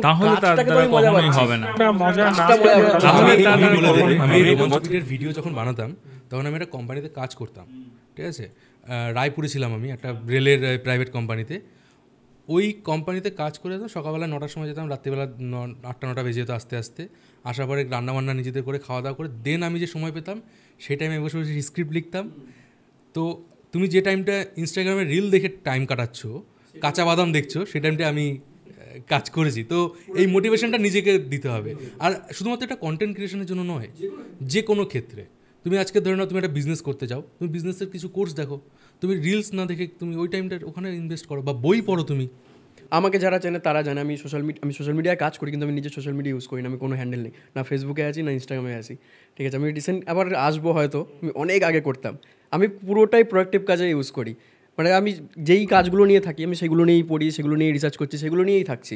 এবার এইটাই তো ব্যাপার যে তুমি তোমার লক্ষ্য কোন দিকে, তুমি কোন দিকে এগোচ্ছ, তুমি কোন বিষয়গুলোর মধ্যে দিয়ে রয়েছো। আর কাজকে মানে আমরা যে কাজটা করি আমরা এনজয় করি, এইটা হচ্ছে ফার্স্ট, এটা হচ্ছে ফার্স্ট জিনিস। এনজয় না করলে কাজ না, হ্যাঁ এনজয় না করলে মানে অনেক ক্ষেত্রে এরকম এই জোনটা তার জন্য তুমি নয়। তো স্লেভ নও, মানে তোমাকে যেটা করছো সেটা তো ভালোবাসতে হবে। সেই অনেক ক্ষেত্রে এরকম তো হয়েছে যে যে একটা ধরো ভিডিও খুব ভাইরাল গেল, কিন্তু সেখানে ধরো মনিটাইজই হয়নি ভিডিওটা, কোনো গায়ে লাগে না, আমার ভিডিওটা গেছে, এইটা আমি খুব খেটেছিলাম, ভিউ গেছে, লোকে আমি যেমন ধরুন আমি বলছি, আমার একটা ভিডিও ছিল, আমি যেটা 26 করেছিলাম ঘটনাটা নিয়ে। ভিডিওটা আমি জানতাম আগে থেকে যে আমি এই ভিডিওটা আমি মনিটাইজেশন পাবো না, বাট ভিডিওটা আমাকে দিতে হবে, লোকজন দেখবে, ঠিক আছে। কী হয়েছিল সেদিন এক্স্যাক্টলি জানতে হবে, এটা আমার কাছে মোটিভেশন, ঠিক আছে। লাইক তারপরে ধরে নাও আরও বেশ কিছু ঘটনা রয়েছে, আমি সেগুলো বললে হয়তো এই ভিডিওটা ডিমনিটাইজ করে দেবে। তো সেগুলো নিয়ে আমরা মানে আমি কাজ করেছি এবং জানি যে আগে থেকেই জানতাম যেগুলো আমি অনেক ভিডিও করেছি, আমি জানি এগুলো নিয়ে হবে না, তারপরেও করেছি। যাই হোক, এখানেই শেষ করে থেকে কেমন লাগলো তোদের বল? ভাই খুব সুন্দর নিয়ে একটা ডিসকাশন হয়েছে তোর সাথে। অনেকদিন থেকে একটা পডকাস্ট করবো মানে ভেবেছিলাম, আমাকে বহুদিন ধরে বলেছিল, আমি বলছিলাম দাঁড়াও 100K হয়ে যাক। অনির্বাণের সাথে পরিচয় হলো, হ্যাঁ আমরাও তো প্রথমেই দেখা হলো, আমারও ওর সাথে প্রথম দেখা, মানে ফোনেই কথা হয়েছে, আমাদের কারোর সাথেই দেখা হয়নি। তোমার থ্যাংক ইউ, তোমার জন্য অনুরাগ কাশ্যপ। আচ্ছা আমি একটা প্রশ্ন করি সবাইকে, লাইফের সব থেকে বড় মোটিভেশন কে কোথা থেকে পেয়েছো? আমি মোটিভেশন বলতে যদি আমি বাড়ির কথা বলি, আমার মা বাবা আর বোন, ওকে, কোনোদিনও এটা বলেনি যে করিস না, ওকে, যেটাই আমি করতে গেছি অলওয়েজ সাপোর্ট করেছে, সেই দিক দিয়ে বলতে পারি। আর মোটিভেশন বলতে আমার কাছে কোনো ভিডিও দেখা বা এই করা না, আমি করবো, এইটুকুই মোটিভেশন আমার কাছে, যে আমি এই পডকাস্টটা করতে চাই। আমি 2020 থেকে দেখছি, আমি যদি এইটার কথাই বেশি, যে আমি 2020 থেকে বিভিন্ন পডকাস্ট দেখতাম, তো আমার ইচ্ছে ছিল করা। আমি মানে ভেবেছিলাম বাংলায় করি, বাংলায় তো কেউই করছে না, আমি যখন শুরু করি কেউই করে না ফার্স্ট। তো আমি করি, আমি ওকে বললো আমি করি, হ্যাঁ, দিয়ে আমরা সবাই মিলে মানে আমরা যেভাবে করেছি, আমি এটুকু বলতে পারি বাংলায় কেউ করেনি। এই পোটার এই স্ট্যান্ড গুলো নিয়ে কাঁধে করে বয়ে যাচ্ছি লোকের বাড়ি, এর বাড়ি বারাসাত, এর বাড়ি ধরো একদম বেহালায়ও গেছি, আজ সকালে ডিসকাশন হচ্ছিল বেহালা।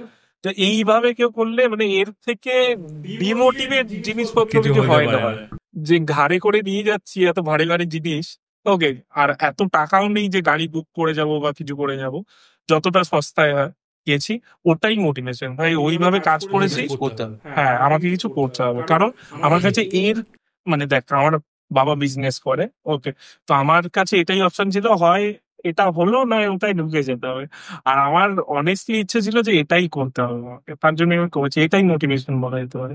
আমার ক্ষেত্রে যদি তুই মোটিভেশন বলিস ভাই, দেখ মোটিভেশন তো এমন হয় না শুধুমাত্র একটা জায়গা থেকে মোটিভেশন আসছে, বিভিন্ন স্টেজে বিভিন্ন জায়গা থেকে মোটিভেশন আসে। যখন আমি মানে স্কুল কলেজে পড়তাম, তখন আমার এক দাদা আমাকে বলেছিল যে আমার ফিনান্সিয়াল কন্ডিশন খুবই খারাপ ছিল, ঠিক আছে, আমি ছোটোবেলা থেকে একটা বাজে অবস্থাতেই বড় হয়েছি। হ্যাঁ, এবার বলতে পারি যে ওটা আমাকে একটা বড় মোটিভেশন দিয়েছে, যে আমাকে একটা কিছু করতে হবে। এইটা তো মানে ক্রাইসিসের থেকে বড় মোটিভেশন আর কিছু হয় না, এবং ক্রাইসিসটাকে মানে ডিপ্রেশনে না গিয়ে সেটাকে মোটিভেশন বানানো, এটা একটা বড় জিনিস। তো তখন আমার দাদা বলেছিল যে ভাই সোশ্যাল মিডিয়া হচ্ছে একটা ওই সোনার খনি, ঠিক আছে, তোকে শুধু জায়গা বুঝে ঘুরতে হবে। তো তখন আমার মনে হচ্ছে যে না ঠিক আছে, সোশ্যাল মিডিয়া যেহেতু আমার এই জিনিসগুলো করতে ভালো লাগে আমি করি। বাবা খুব মোটিভেট করেছিল যখন আমি চাকরি ছেড়ে দিয়ে বাড়িতে এসেছিলাম। আমাকে এক দাদা, সেও আমাকে খুব মোটিভেট করেছিল, যাকে আমি এখনও প্রেস করি। মানে সেই সময় যদি সে আমাকে অতটা সাপোর্ট না করতো আমি করতে পারতাম না। ওয়াইফও করছে, মোটিভেট করছে প্রচুর, ঠিক আছে। তো ওভারঅল সবাই করছে, এবং আমি একটা মানে জিনিসে বিশ্বাস করি যে লাইফে বেশি অত চাপ নিয়ে লাভ নেই। বিলিভ ইন গড, সে যে ফ্লোতে তোমাকে নিয়ে যাবে তুমি চলতে থাকো। এটা তো একদম আমার ক্ষেত্রে হয়েছে কি, মানে এখন তো মোটিভেশন এমনি আমি খুব পজিটিভ মানুষ, ঠিক আছে। আমার খারাপ কাজ হলেও আমি ঠিক হয়ে যাবে, সব ম্যানেজ করে নেবো, হয়ে যাবে, এরকম একটা ব্যাপার। কিন্তু একদম শুরুর যে এইটাই যে করবো, এইটা মোটামুটি আসে মানে আমি তখন পুনেতে আছি, ঠিক আছে। একটা ঘটনা, পুনেতে আছি, তেলেগাঁও স্টেশন, এক সাইডে ট্রেন যাচ্ছে, তিন দিকে পাহাড় দিয়ে ঘেরা, এরকম একটা জায়গা। আমি ছাদে ওখানে রেন্টে থাকি, বন্ধুরা ভিতরে আছে, আমি বাইরে আছি। আর আমি ভাবছি আমি কী করছি, মানে খুব কম স্যালারির একটা জব করি, ঠিক আছে। তখন একটা বান্ধবীও ছিল। এবারে ভাবছি মানে একে যদি আমাকে বলতে হয়, ভালো টালো লাগতো আর কি, একে যদি আমাকে বলতে হয়, আমাকে তো কিছু একটা স্ট্যান্ড করতে হবে। এবার একটা এক্সট্রাঅর্ডিনারি যদি কিছু না করে আমি কী বলবো, আমি যেটা করছি এখান থেকে মানে ধীরে ধীরে গ্রো হবে, মানে কিন্তু আলটিমেটলি আমি কিছু একটা করতে চাই, যেটা আমি স্টোরি টেল, আমি গল্প বলতে চাই। আমি আগে লেখালেখি করতাম, আমার বেশ কিছু বই পাবলিশড হয়েছে বইমেলায়, ঠিক আছে। তো আমি এগুলো গল্প বলতে চাই, কী করা যায়। তখন আমি অনেক ভেবে এই ডিসিশনটা নিই যে আমি কন্টেন্ট ক্রিয়েট করব। ধীরে ধীরে বিভিন্ন ফর্মে, আগে এইরকম করতাম, তারপরে এটা করতাম, করতে করতে আজকে এই জায়গায় এসেছি। আর আমার এটা জেনুইনলি আমার খুব ভালো লাগে। আমার শুধু একার না, আমি আমার যারা রয়েছে এখানে রয়েছে, তারপরে আমার ভাই, আমার বোন, এরা মিলেই কাজ করি। আমার বাইরের এমপ্লয়ি মানে কেউ নেই, মানে দু একজনও রয়েছে। আমার সব ভাই বোন যারা কাজ করি, তাদেরকেই শেখানো, তারাই একসাথে কাজ করি, একসাথে খাই, একটা সব ফ্যামিলির মধ্যে একদম ঠিক আছে, যা থাকবে ভিতরেই থাকবে, বাইরে যাবে না। মানে আমাদের অন্য ক্ষেত্রে কি হয় যে তাহলে প্রচুর পয়সা ওরকম না, আমরা মজা করে উড়িয়ে দিই, কিন্তু একদম উড়িয়ে দিই ওরকম না, কিন্তু আমরা খুব এনজয় করি প্রত্যেকে মিলে একসাথে। এটাই মোটিভেশন। আর কি, মানে বন্ধুরা এক জায়গায় কাজ করছি, ফ্যামিলি বিজনেস, এটা হচ্ছে রিয়েল ফ্যামিলি বিজনেস। অপূর্ব মোটিভেশন। আমি বলছি ওকে যে লেভেলে আমি একটা চ্যানেল খোলার জন্য মোটিভেশন দিয়েছি একদিন, আমি দেখছি পরের দিনও চ্যানেল খুলে দিয়েছি। আমি একটা জিনিস বলি, হ্যাঁ ফেসবুকে তো কাজ করছিলাম, এই ইউটিউবের ব্যাপারটা, এটার জন্য মানে মিঠুনকে থ্যাংক ইউ। মানে কি হয় না, দেখবে মাঝে মাঝে আমরা খুব লস্ট হয়ে যাই, আমরা বিভিন্ন কিছুর মাঝখানে খুব লস্ট হয়ে যাই। সেই সময় না আমাদের একটা মানে ভগবান, আমরা বলি না ভগবান আসলে কি করে, ভগবান নিজে প্রকট হয় না তোমাকে এইভাবে হাত দিকে তোমার মাথার উপর আশীর্বাদও দেয় না, ভগবান তোমাকে পথ দেখায়, তো সৎ বুদ্ধি দেয়, ওটাই ভগবানের কৃপা। বাদ বাকি সব কিছু ধরে না উপরি পাও না। তো এইটাই হচ্ছে ওই সময়টা না খুব লস্ট ছিলাম, ঠিক আছে, কি করব কি না, কিভাবে এগোবে, এই না সেই না। তার উপর তো ওই সময় মিঠুনের একটা কথা মানে আমার সব সময় মনে থাকবে, সারা জীবন মনে থাকবে, যতদিন কন্টিনিউ করব। তো এই যে মাঝে মাঝে কথাটা আর বলছি না সেটা, তো এই যে মাঝে মাঝে এক একটা মানুষের এক একটা কথা না, ওটাই ভগবানের কৃপা, এবং ওটাই তোমাকে পথ দেখায়। তো ওই কথাটার উপর ওই কথাটার উপর ভর করে আমি একটা জার্নি শুরু করেছিলাম ইউটিউবে, এবং চলছে সেটা, এবং ওয়েল অ্যান্ড গুড চলছে। তোকে যে কথাটা আমি বলেছিলাম, এই এক্স্যাক্টলি সেম কথাটা আমাকেও মোটিভেট করেছিল। ওটাই তো, এইভাবেই ট্রান্সফার। হয়তো আমার যদি সে আসে, আমি করতে পারছিলাম যে তুই কোথায় আটকে আছিস। হ্যাঁ, এবং আমি আমার ভবিষ্যতে যদি এরকম সুযোগ আসে, আমিও কাউকে বলবো, এইভাবেই ট্রান্সফার হবে। তো এটাই মোটিভেশনের জায়গা প্রচুর আছে। এবং আমার তো লাইফের সব থেকে বড় মোটিভেশন হচ্ছে ট্রাকের পেছনে লেখা যে কোডগুলো, আলাদাই জিনিসপত্র লেখা থাকে ভাই ওখানে, যা মোটিভেশন, মানে ফিলোসফি, বড় বড় ফিলোসফি ফেল ওখানে। যাই হোক, থ্যাংক ইউ সবাই মিলে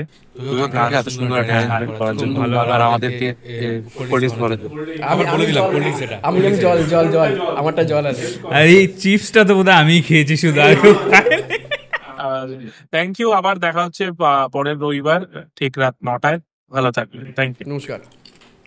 নমস্কার।